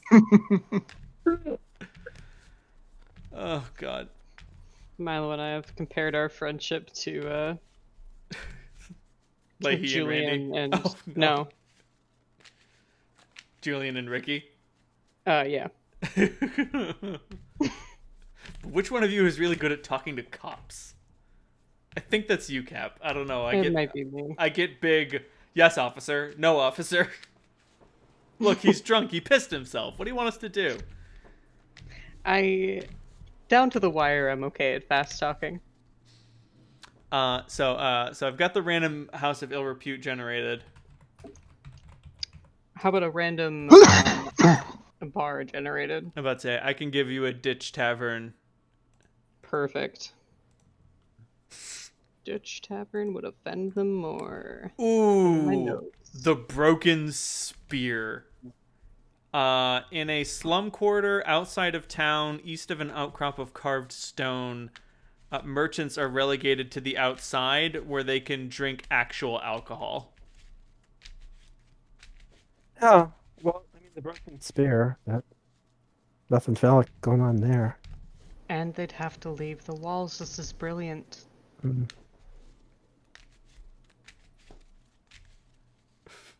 Let them feel the heat of the desert for a few minutes. Throw them off their game. I like this. That's where we go. All right, so Hey. you guys go to the Broken Spear. Oh, what's up? You saw Dad, right? Mm-hmm. I mean, is he really still that hurt? Ooh, Harlan, you have some contradictory evidence. Does Cass say this where I can hear? Oh, probably. I was talking to Meredith, but Right, you guys are just standing around town trying to figure out where to Yeah, you go, can- and now you you're can walking find him. towards the Broken Spear, and Harlan could just hear, "Was Dad really that hurt?" Harlan shakes his head. Seems like he was playing it up for the people that might want to take advantage of a weak man. And it certainly sounds like him. I don't get why he hasn't had better magical healing. It doesn't make any sense. I just don't understand it. It's stupid. He, I, He I think could be Harlan's saying that your father's not hurt at all. Like he doesn't need healing at all. Like he's just pretending so that people think he's a weak target. Cass, Could be your that- naivete is showing. Yeah, it all just sort of like clicks all at once. It's just like, oh no, he's not hurt. He's faking, like he's faked everything else in his life. could be that he forewent some of the magical healing so he'd have some nasty scars kind of thing to make someone think he was hurt real bad, but all just part of the act. Sounds like him. He seems like the type that puts a little extra time into making himself up look nasty before he leaves. That's just fucking insane.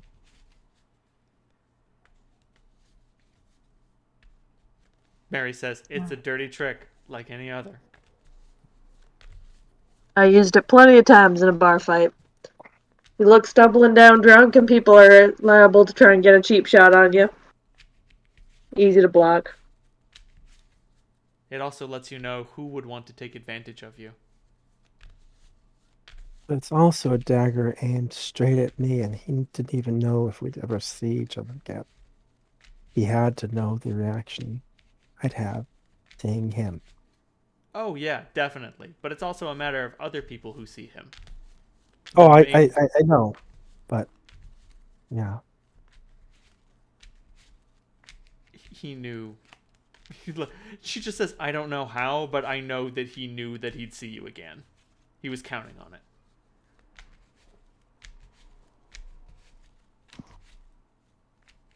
He's a powerful man. He could have scryed you. Guess when I got back to Wind City, I just figured no one was looking for me anymore at that point. Hmm. I mean, really, no one seemed to be looking too hard for me in the wilds, but Is Lord Ferverlet, is he an ASMR or what species Yes. is he? Oh. Then he's got nothing but time.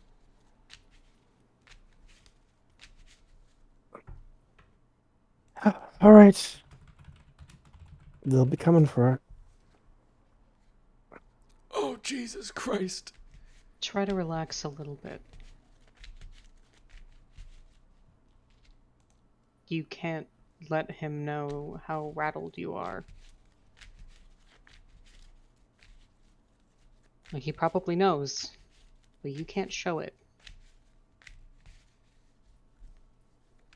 Yeah. Cass, Not- what's your charisma score? Oh, Cass's Christmas score is 16. 16, yeah. Okay. So it's plus 3. So there is some natural ability to be like, okay, I can put on a strong face, but you are not trained in this. No, I'm not trained in deception at all. It's not a class skill. All right. This is gonna be great. And yeah, Cass gives you a very phony grin, like, yeah, got it. Yeah, 2 thumbs up.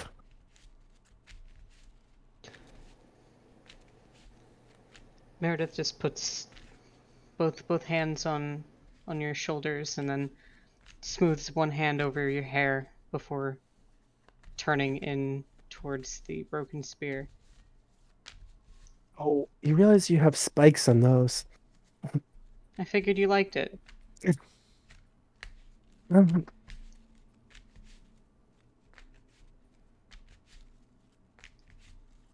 it- She just sort of mutters something under her breath. You might hear it. Hmm.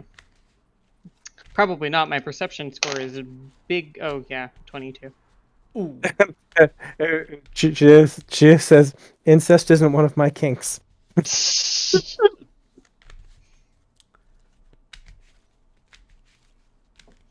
So, do you all? So you send a messenger to the Ferverle residence saying, "Father, we're going to speak to you at the Broken Spear." Something Oh, like that. we just figured he'd come. They'd come. I think, right? Yeah, that was the idea, was to let them come to us. So you Like guys, they would know, or like someone would inform them that, like, so you their daughter. guys chill at the Broken Spear. This place sucks. Fucking, where's that Hannibal Buress meme? Yo, this shit sucks. Most of the people here are dwarves. The innkeeper is also a dwarf. Most of the traders are dwarfs, just because like you have to be tough to trade through the desert, and some mechanical ability will help you if you're like using sand skiffs and stuff like that. How many people are in the bar 4. total? Oh, And the innkeeper. It's a very small establishment.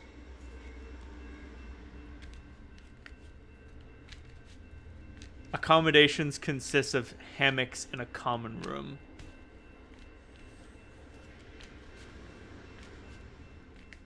sounds good. We Let's- shall arrange for accommodation for the evening. I'll speak to the barkeep in Dwarven to arrange it. Oh, it's just like, huh. Most tall folk don't speak my mother tongue so well. I relish any chance to practice it. It's weird. You're able to get in all the guttural noises that Dwarvish entails. Gah. Toss out a couple dozen of those, and people are like, "What?" There is definitely some like, "Oh damn, girls got pipes." And accommodations are cheap. Like it's 5 copper pieces for the evening. Oh, easy. I will. How many of us are in the party? 5. Yes. I'm gonna slip her 5 gold pieces and just say, keep the alcohol coming, courtesy of the Fairfluet coffers. As you wish, miss. Thank you. At least with hammocks, there won't be any bed bugs. Maybe not. Maybe lice. That's why I like you, Cass. You're an optimist. Well, I mean, lice are better than bed bugs, objectively speaking.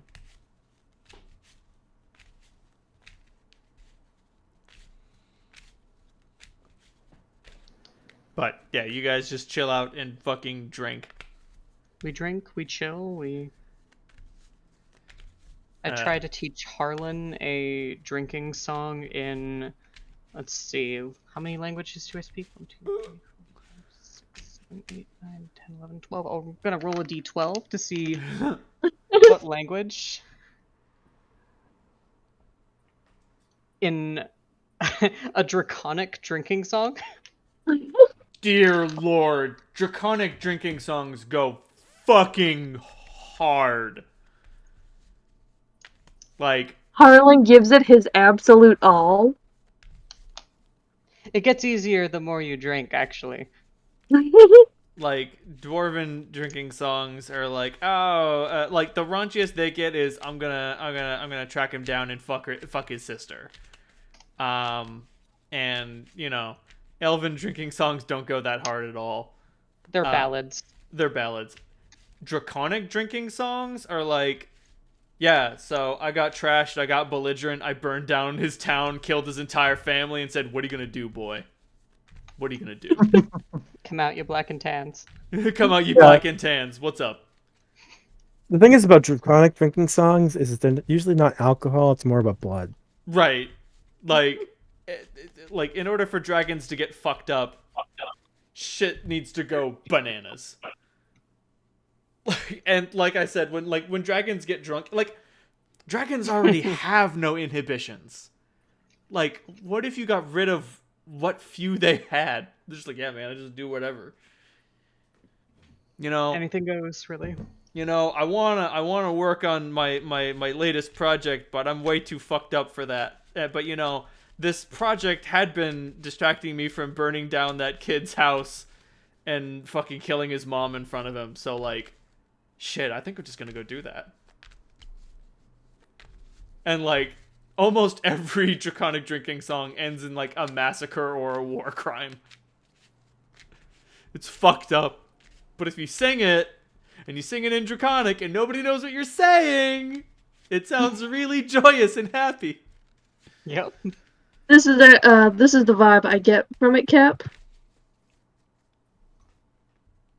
Perfect. Yes. It starts out as a just like fun kind of Irish little song, but it just gets faster and faster and faster and faster. Oh dear God. That being said, like the 3 hours pass between your commissioning of the items and their completion, and no one comes to find you.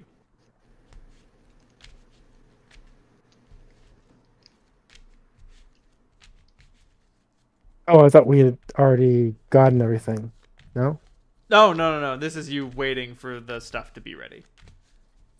Okay. Even so, That's a test of patience. they have to know you're there. They have to.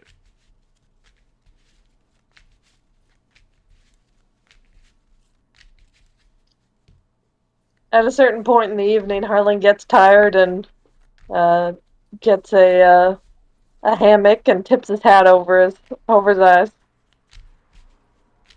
About to say, does anybody try to stay up?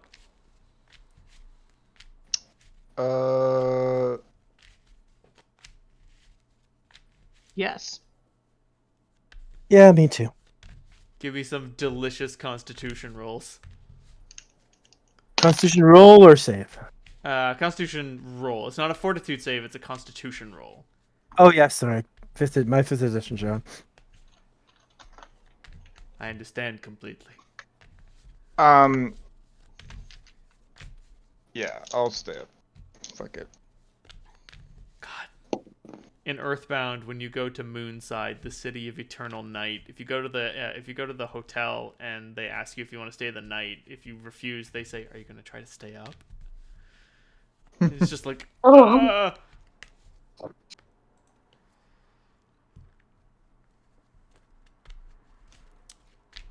I don't think any of us are staying up. Oh no! It's not a matter of the roll isn't for if you succeed. The roll is for what consequences there are. So yeah, you guys all stay up all night, and you are all what's the level below exhausted? Fatigued. Fatigued. You're all fatigued, and Crap. there's no one. Eventually, it's just the three of you. Even the tavern master has turned in for the night.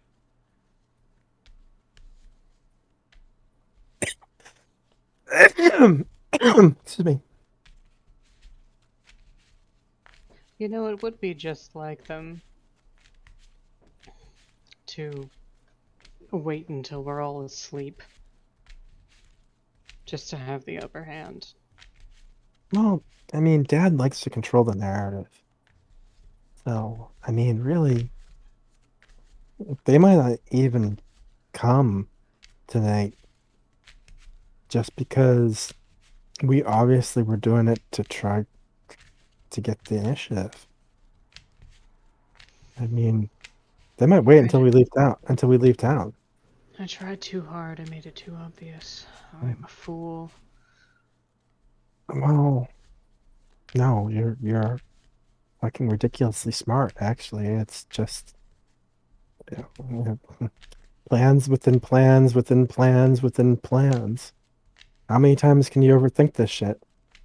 Sometimes it's just easier to cut through it. I was trying to do this to spare you. I was Well, hoping we could meet someplace where we had a little more agency. if we don't get some sleep, we're going to be fucked up tomorrow. And I know you're right. they're going to, let's face facts, Mayor. They're going to they're going to try to catch us when we're at a disadvantage, and they have better information than we do. So they may show up when we go to sleep, or they may show up when we leave town. Whenever it's going to be the least convenient for us. Probably our best bet.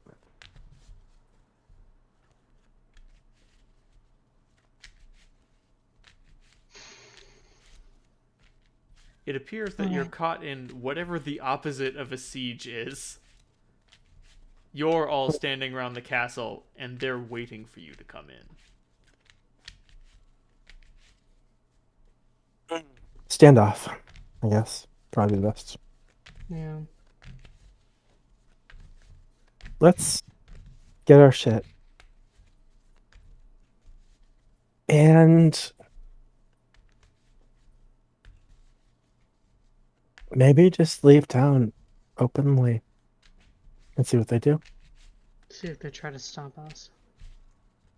Well, if they're waiting for us to come to them, Leaving know. us. If they want us to come to them, then leaving town would be the ultimate act of defiance. Now, ever since you pointed out in Grubb's shop that another ring of invisibility had been purchased, I haven't been able to get the thought out of my head about exactly how convenient that is. Cast detect invisibility. You cast detect invisibility. Give me a delicious perception roll. -2, right? For fatigue. Yeah. Does that affect perception? Yeah, I guess Yeah, it it does. affects everything. Okay. I believe that is a. Yeah, I just took max perception along every step. So.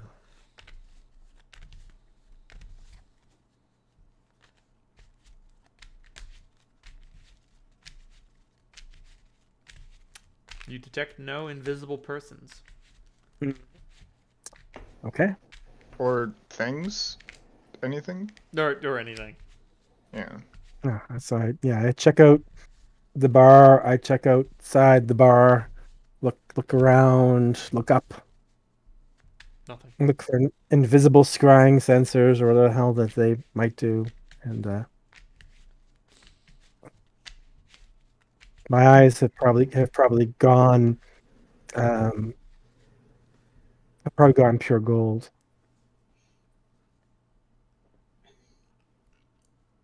Nothing. Nothing. Oh shit! She's gone to plaid. It would be truly foolish to think that we aren't being surveilled by someone after seeing those figures in Oasis. Somebody give me a delicious raw wisdom roll. Sure. Oh, sure. Yeah. I am not wise. This is still nighttime, right? Well, no, it's morning. Like, Oh, it's morning. you Okay. guys stayed up all night. It's 4 a.m. I say, okay, because Harlan's still asleep then. Yeah. That was a nat 20. Well, you get a Nice. -2 for fatigued. Oh, sorry. So it's the 17. But still, a Oh, natural 20 will mine is, give it to you. So, Solemn, you're like, man, you know what? They could be anywhere. They could be. They could be They anywhere. could be. They could be you. They could be me. It could even be. Meredith, you're not quite that paranoid, but it's like, they could be. The angles of attack are so open just because you're in a big old open world. You know what would solve all this? Paperwork. That's what we need. This world needs more bureaucracy. We need to know where everyone is all the time. And I need to be in Constant- charge of it. That would be so convenient if I was just in charge of everything. Right? And if there's enough paperwork, then we'll know what everyone is doing all the time of every day. Except you. Of course not. As someone who's in charge, you don't need to be surveilled. Obviously. Obviously. Cass. The skiff. You lucked out.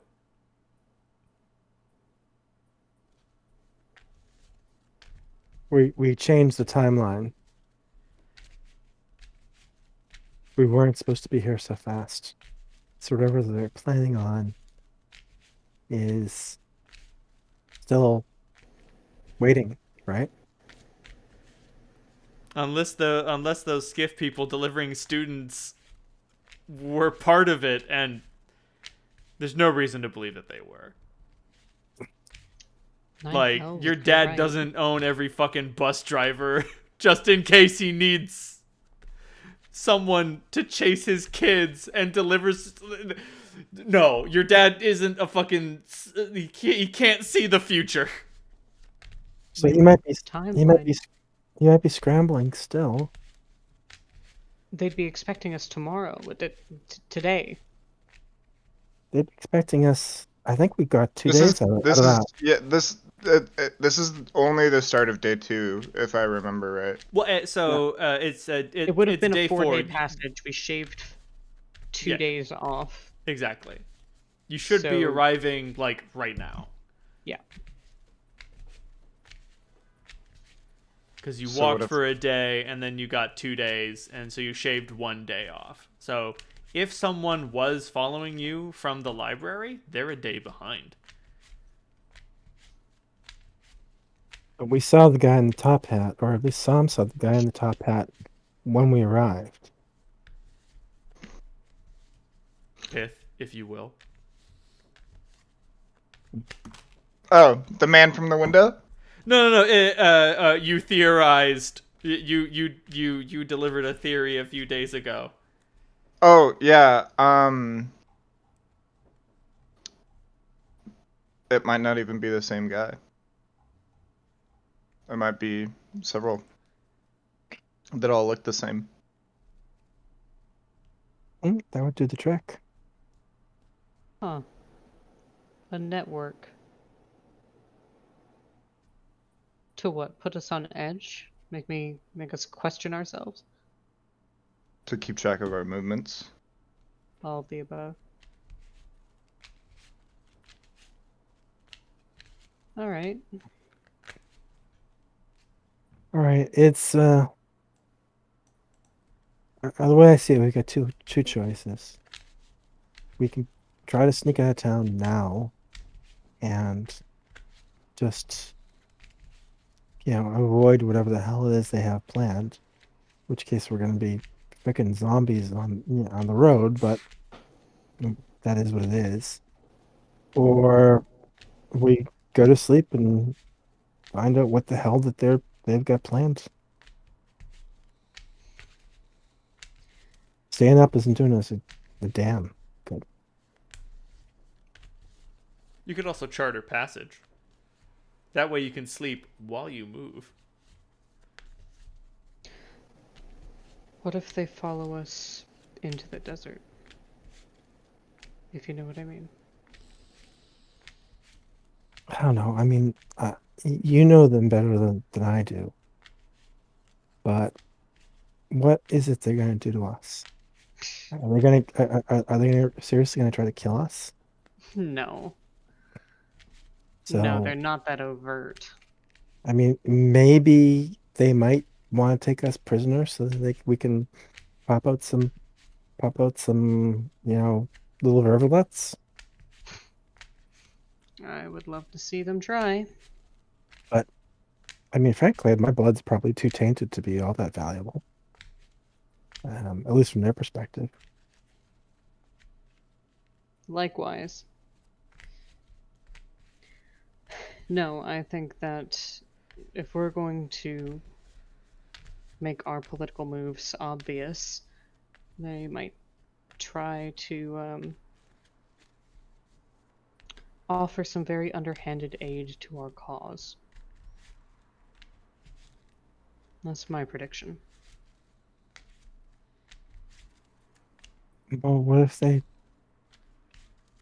I mean, if they just want to screw with us, the worst thing they could do is help our enemies. So, what are we actually afraid of? Or, so, so they're not gonna kill us. They could imprison us. What else could they do? Like, do we want to run, or is it just like we They should could find out figure our it out? goals with Oasis. And that would be, did they work for Connor or anything? Is that a problem? They might be allied with Connor. I wouldn't know. They kept me at arm's length. I don't think the I don't think the Moloch Express comes this far north. No, it doesn't. I mean, Like, it's the I would. official position of Sanctuary not to trade with Connor. I wouldn't put it past them having something to do with what you've told me about Mia Misa. I mean, I could see them doing business with her because, I mean, yeah, frankly, it's they're never really about doing the right thing. They were always about doing the proper thing. The do you know what I mean? It Of wasn't, course I do. and it seems to me that they could do business with someone like her.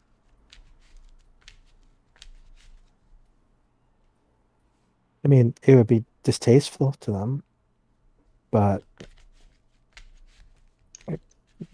she's a person of her word too, right? She is a type of honorable. No. No, No, not in the slightest. Like, Nimisa isn't the sort of person to break a deal because of some sort of like petty reason. She definitely does business with people she finds reprehensible. But like, let's say she pays you, or you pay her to do a job, and then someone else, you're like, oh, we'll pay you this much to transport these goods covertly and quietly, and then someone else shows up and says, we'll pay you double if you just give us their shit. She'll be like, well, money talks. I work for the highest bidder, I work etc. for the highest bidder. I don't know. The calculations are a little bit more complex than that, but like overall, there is definitely, she's willing to jump ship if the other deal is better. Not necessarily in terms of money, but like, Well, yeah, like highest bidder doesn't just mean money. It means like, I wouldn't call her honorable for honor's sake. honor's a tool that she uses. She pulls it out when it's convenient in a negotiation. Meredith, you know them better. You know them better than me. I mean, I got out young, and I remember what they seemed like, but I had less of it than you did. Um, I guess the question is how much of it's real, how much of their bullshit is bullshit, and how much of it's they believe in. I mean, it seemed mom always struck me as not being bright enough to really be bullshitting too much. She just seemed like that's who she was. They wield Dad, appearances like a sword. Meredith, give me a delicious sense motive roll. Gladly. Tasty. A 28. A 28. Your mother definitely has a code. Your father claims to have a code. Do you ever read American Gods? Oh, yes. Your father Yep. has mastered the ability of faking sincerity.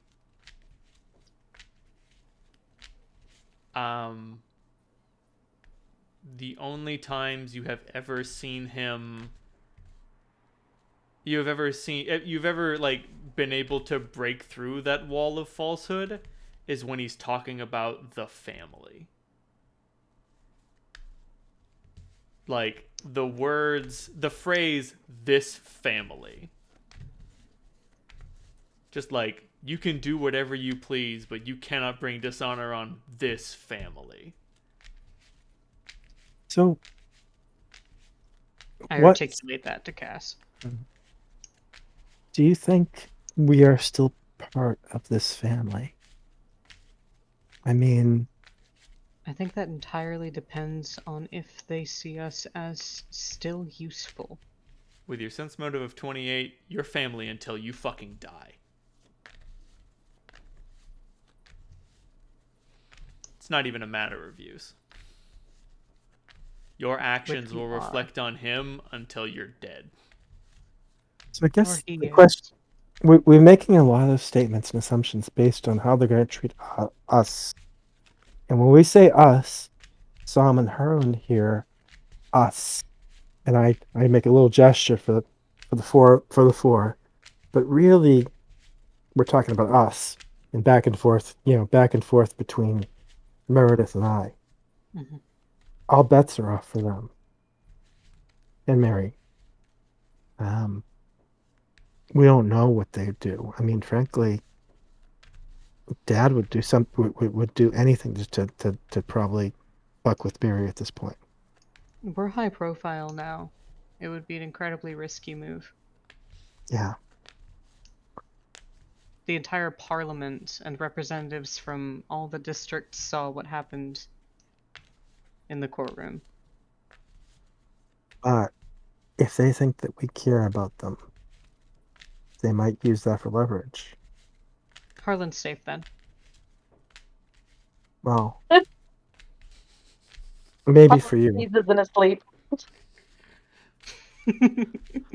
Harlan sneezes in his sleep. Yeah.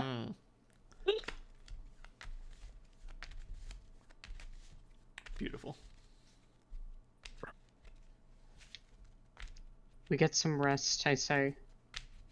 Yeah. So, We wait for this sword to fall on our heads. Sam and Mary, Harlan, if things go sour, they're not going to kill us. They're probably not going to permanently imprison us. But that doesn't mean the same is true for you guys. Oh, Harlan and Mary are asleep. Oh, okay. Well, Sam, so what I'm saying is, if you have the option to get the hell out of Dodge, and things are going in a sideways direction, get the hell out of Dodge and see if you can get these idiots out with you. And Meredith and I will catch up if needs be.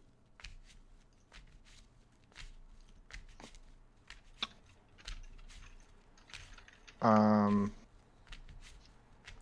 right. I mean, if they're not gonna kill you, then I guess we don't really have a lot of shit to worry about until they release you or whatever from prison. So Yeah, I mean, frankly, even if they imprison us, it's better to have you guys on the outside in prison with us. So, and yeah, I would get out if you can. I mean, Meredith, what do you think? I think it's safer for them, right? Mr. DM, do I get the impression that they would order our companions killed? No. Like outright, blatantly? Killing your companions would be a wasted investment. You don't kill high-level adventurers. You gave them. They're far too easy to manipulate. They won't kill you, but they will do worse. There are ways to bind you into service, and they know them. It's okay. I'll just talk bullshit for 20 minutes. I'm not gonna hate you, dude. I'm gonna carry that with me till the day I die, man. Oh, God. No, man. And we never actually killed that fucking goblin. Nope. We should have. You never No, he checked made it out. himself scarce. Oh, yeah, no, he went underground. when we came back through that district, I remember looking for him, and you were like, "You can't find anything." He's fucking gone. He's gone to ground, baby.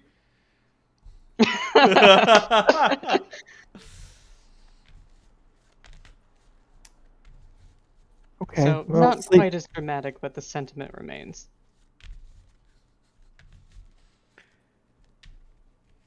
But We sleep. how about, ooh, Meredith, give me a sweet, sweet raw charisma roll. Gladly. That's almost as good as it can be. 23. Oh, Lord, okay. Your dreams are vivid. You're experiencing an assault on the senses. It's all of your father's rants like overlaid on top of each other. Whenever you or your sister like hardcore disobeyed, it was possible for him to lose his temper, and he would go on a rant. He would go on a jag about this family. And they all just sort of swirl and roil together into some horrible staticky mess where he's just like, oh, you can't do this, you can't do that. It brings dishonor on this family. This family has suffered enough, and it won't suffer more at your hands. This family. And it clicks. Shame.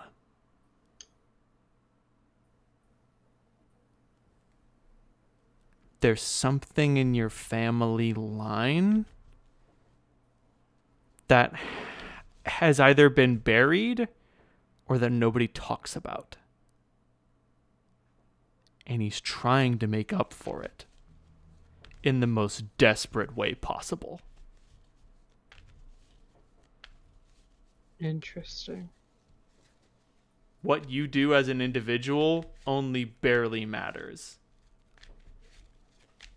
All that matters is this family. I would let 1,000 humans die to save this company! Save this family. Right, There's skeletons in the closet. right. And you got a 23, right? Yeah. You reach back, and there's one half-remembered memory. You were 8, maybe. And he's just like, you don't know what you're great, and you're never gonna know.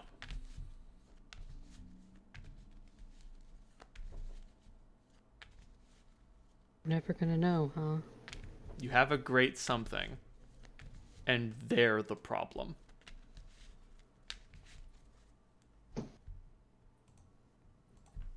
I forgot I took this spell actually. Excellent. Sorry. I was just looking. I was like,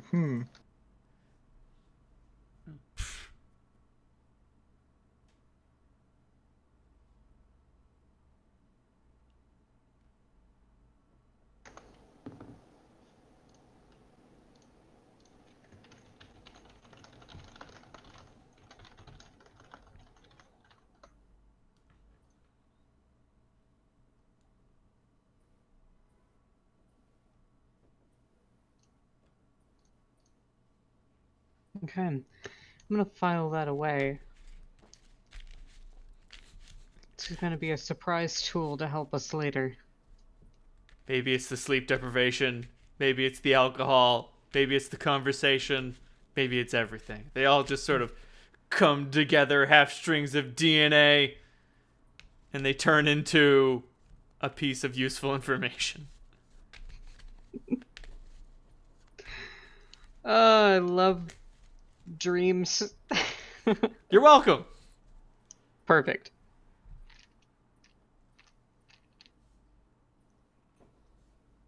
I assume Harlan and Mary are up well before us. Yes. Varlin, is there anything you want to say to Mary? Just morning pleasantries. I should mention, I hope you like eggs. Almost everything here is eggs. We got boiled eggs, scrambled eggs, fried eggs, and carrots.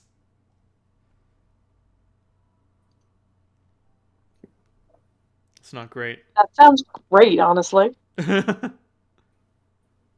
Eggs and carrots. A match made in heaven? Like PB&J. They just go together. You get some delicious egg and carrot. All Mary says is, "You don't think they stayed up all night, do you?" Oh, not all night. They crashed at some point, but considering all the smarts were sound asleep, they definitely stayed up all night.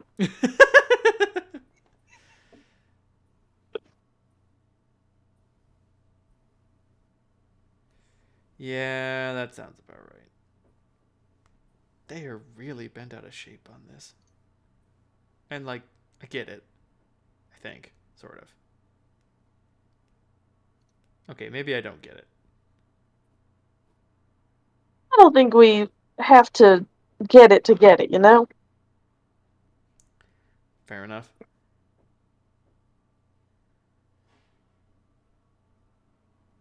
I can't imagine anyone that I consider family to be putting a paranoia this bad on me, but things are different up here, I guess. Yeah, you know, I guess it just makes me happy that, I don't know, that I had such a good upbringing, you know? Right? Exactly. Like, and you realize how big low the bar is? Right! The bar is so low!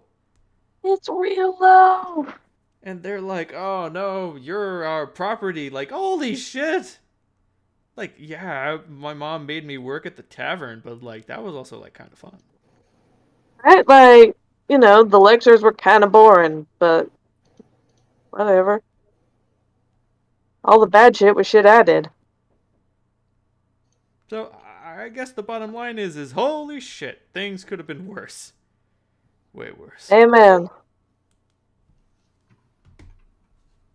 The rest of you, fucking roll your asses out of bed.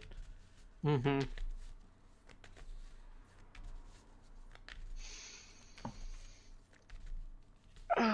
You're not well rested, but you're no longer fatigued. At least for that. Can are you able to take your armor on and off?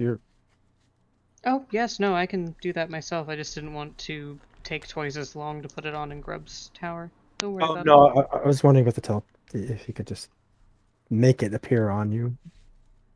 You don't Oh, to have that yet. no, that requires a bit of ritual that I haven't quite gotten down yet. Oh, it'd be I interesting. feel like it should be possible. Yeah, I actually wasn't asking his cast at first, so. Oh, well, I don't break But- character till I do the D&D commentary, so... There's mainly wondering how quickly it popped on. Oh, yeah, no, it's gonna take like 10 minutes or so to put on. If I had my Hell Knight call ability, I forget what it's called, it would be an action. Dear Lord. Suit up. Done. Yep. Oh, fuck. Fucking Disciplines. Storm and Norman back in the evil game had called quick release full plate. Jesus Christ. So it was full plate that had a ripcord that would make it all fall off, and then he could snap his fingers and it would all just like appear back on his body. That's the way to do it. That's From how you do it. anywhere? From anywhere. Well, anywhere So- on the same plane. So he's basically Iron Right. Man. So like he could ditch it in like a really shitty situation and then like run, not have to worry about it, and then like snap his fingers, and from like miles away, as long as he was on the same plane, it would go back on his body. Yep. That's sick. the big thing he would do with it was swim, mostly, because if he was wearing it, he would just fucking sink, so he'd be like, quick release, and it would all just pop off. It did make it easier to sunder. That's what quick release does. And if somebody else figures out the ripcord is there, they can also pull it and like, oh no, my full plate. And then you snap your fingers. That's very and funny.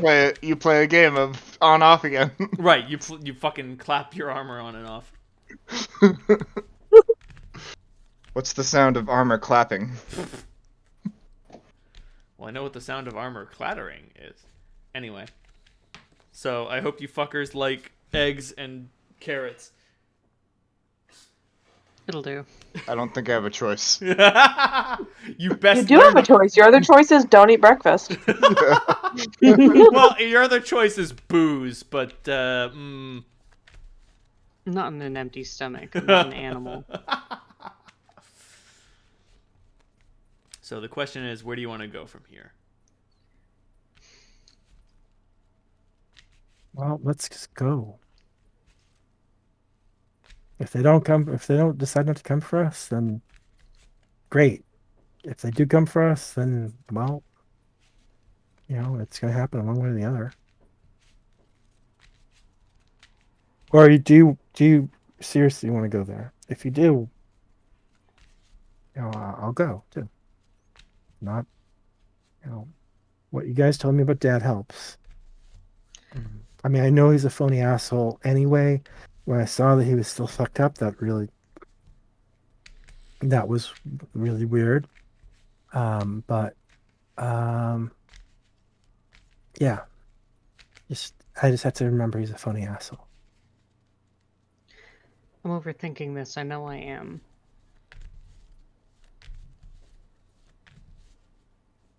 But it goes against a lot of who I am as a person to just walk away from a problem. And Mary says, maybe it's always worked well for me. I was about to say, maybe that's why you need to do it. The play you want to make on this, but do we want to be looking over our shoulders this whole time we're digging up the dreadnought? No. No, we don't. Unless we put the entire Furfulet organization in the ground, I don't think we're going to not be looking over our shoulders when we dig up the dreadnought. Yeah, I hate to agree with Mary, but I was going to say pretty much the same thing. Yeah, that's fair enough.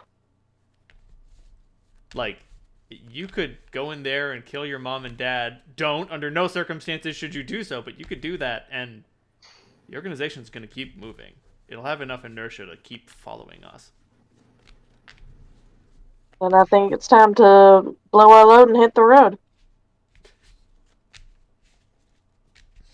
Okay. We'll go to Oasis. And you all go to Oasis? Do you charter any transportation, or do you walk it? How long is it to Oasis up by foot? 3 days.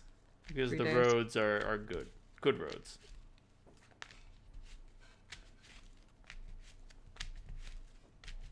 I think chartering I agree. something subtle would be a good idea. Keep our lead. Mm-hmm.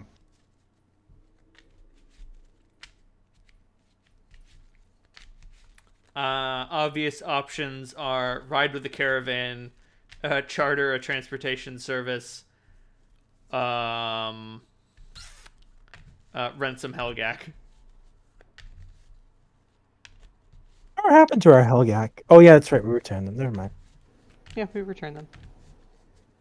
I think hopping on with a caravan would be a good idea. Lay low. Yeah. Sounds good. It's going to be just about as quick as walking, but signing on as guards is so easy. Yeah, the roads are safe. Considering the way that we look. Right, like, wait.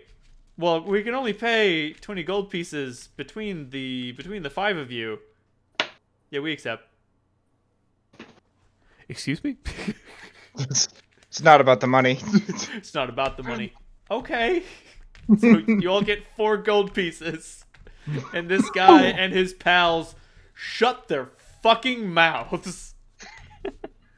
Like, I they want- understand that, like, they're paying for silence? You get the idea. Yeah. We're doing this job pro bono if you keep your fucking mouth shut. Okay. And you guys bring some tools and finished goods to Oasis over the course of 3 days. Days. The caravan has some clockwork steeds instead of horses or helgak. Cool. One might go so far to call it an automobile. It's basically like a solar powered wagon. It don't go too fast, but it beats walking. The wheels turn on their own. Yeah, the fucking wheels turn on their own. Halle fucking Luya.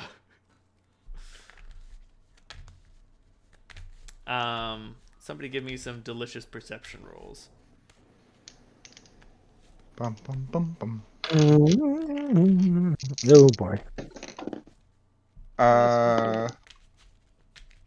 So nat 20 for Psalm. For a Kind of bad for gas.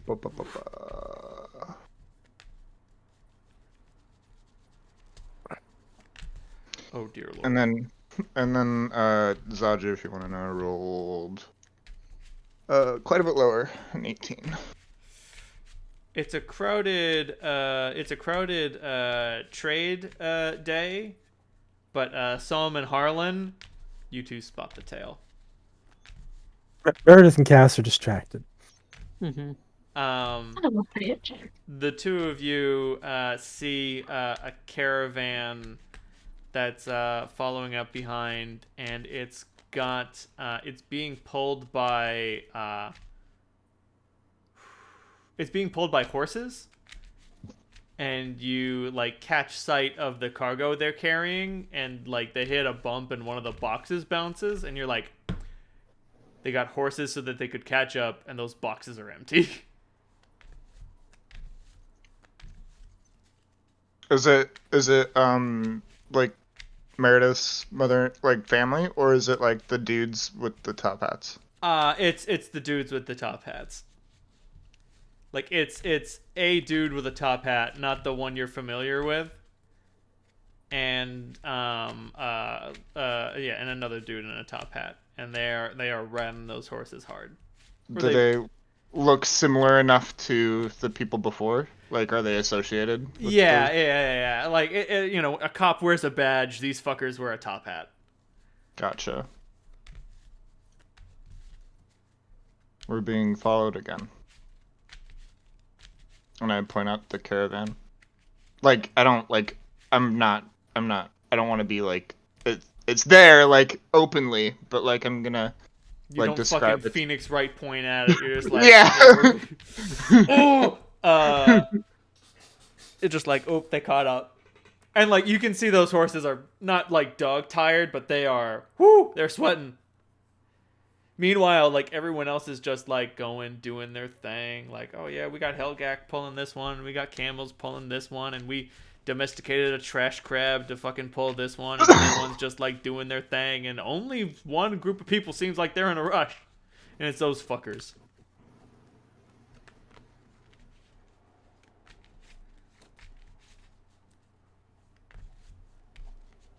I don't suppose we can just kill them.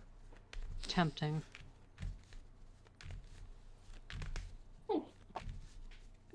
And Mary's like, unfortunately, they haven't done anything to us yet. And it's unclear what their intentions are.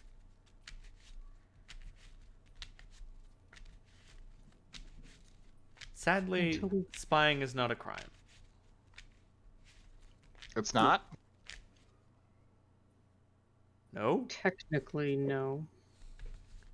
Why does crime? Well, yeah. That's not even me speaking from a purely lawful perspective. Like, unfortunately, like, I don't know. Someone can look at you all day long. Especially if you're not in a place of privacy. That Right, is but bizarre. you can't you like actually get arrested for like stalking people? Like that's basically what spying is. Not in Spying this on- world. Oh, okay. In real life, yes. In D&D land, no. It's not Your a crime Honor, to this man has been perceive. chasing me for 2 weeks, and what has he done to you? He chased me. What's the word when they throw a case out?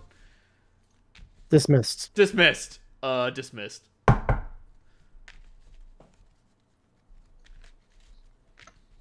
Your Honor, League of Legends. Death. Your Honor, this man is League of Legends. Now then we'd have a case. Then we'd have a case. This man is League of Legends. Death. But yeah, no, unfortunately. Until or unless one of these fuckers actually does something.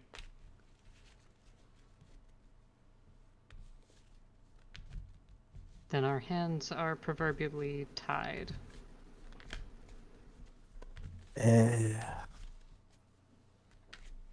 Meredith, you hate this. I do. Very much. Can you tell how uncomfortable I am? I can tell. The only thing do stopping you- you is this invisible force called decency or conscience. Construction's No. made to protect the weak from the strong. No, it's literally just it would piss off the person we're gonna put on the throne of a god. That's what's stopping me. So, Beautiful. so we can't just grab one of them and slap them around until they say who the fuck they are? No, they haven't done anything. I mean, if you want to go for it, you can go for it.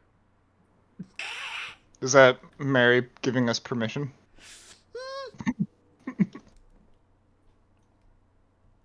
I mean, I'm not doing it. before she objected to you killing them, and you're like, well, what if we interrogate them? And she's like, okay, interrogation's good. Torture is out, interrogation is in. Well, We I might just have want to to tell her remove the their. same thing. And now I'm back out.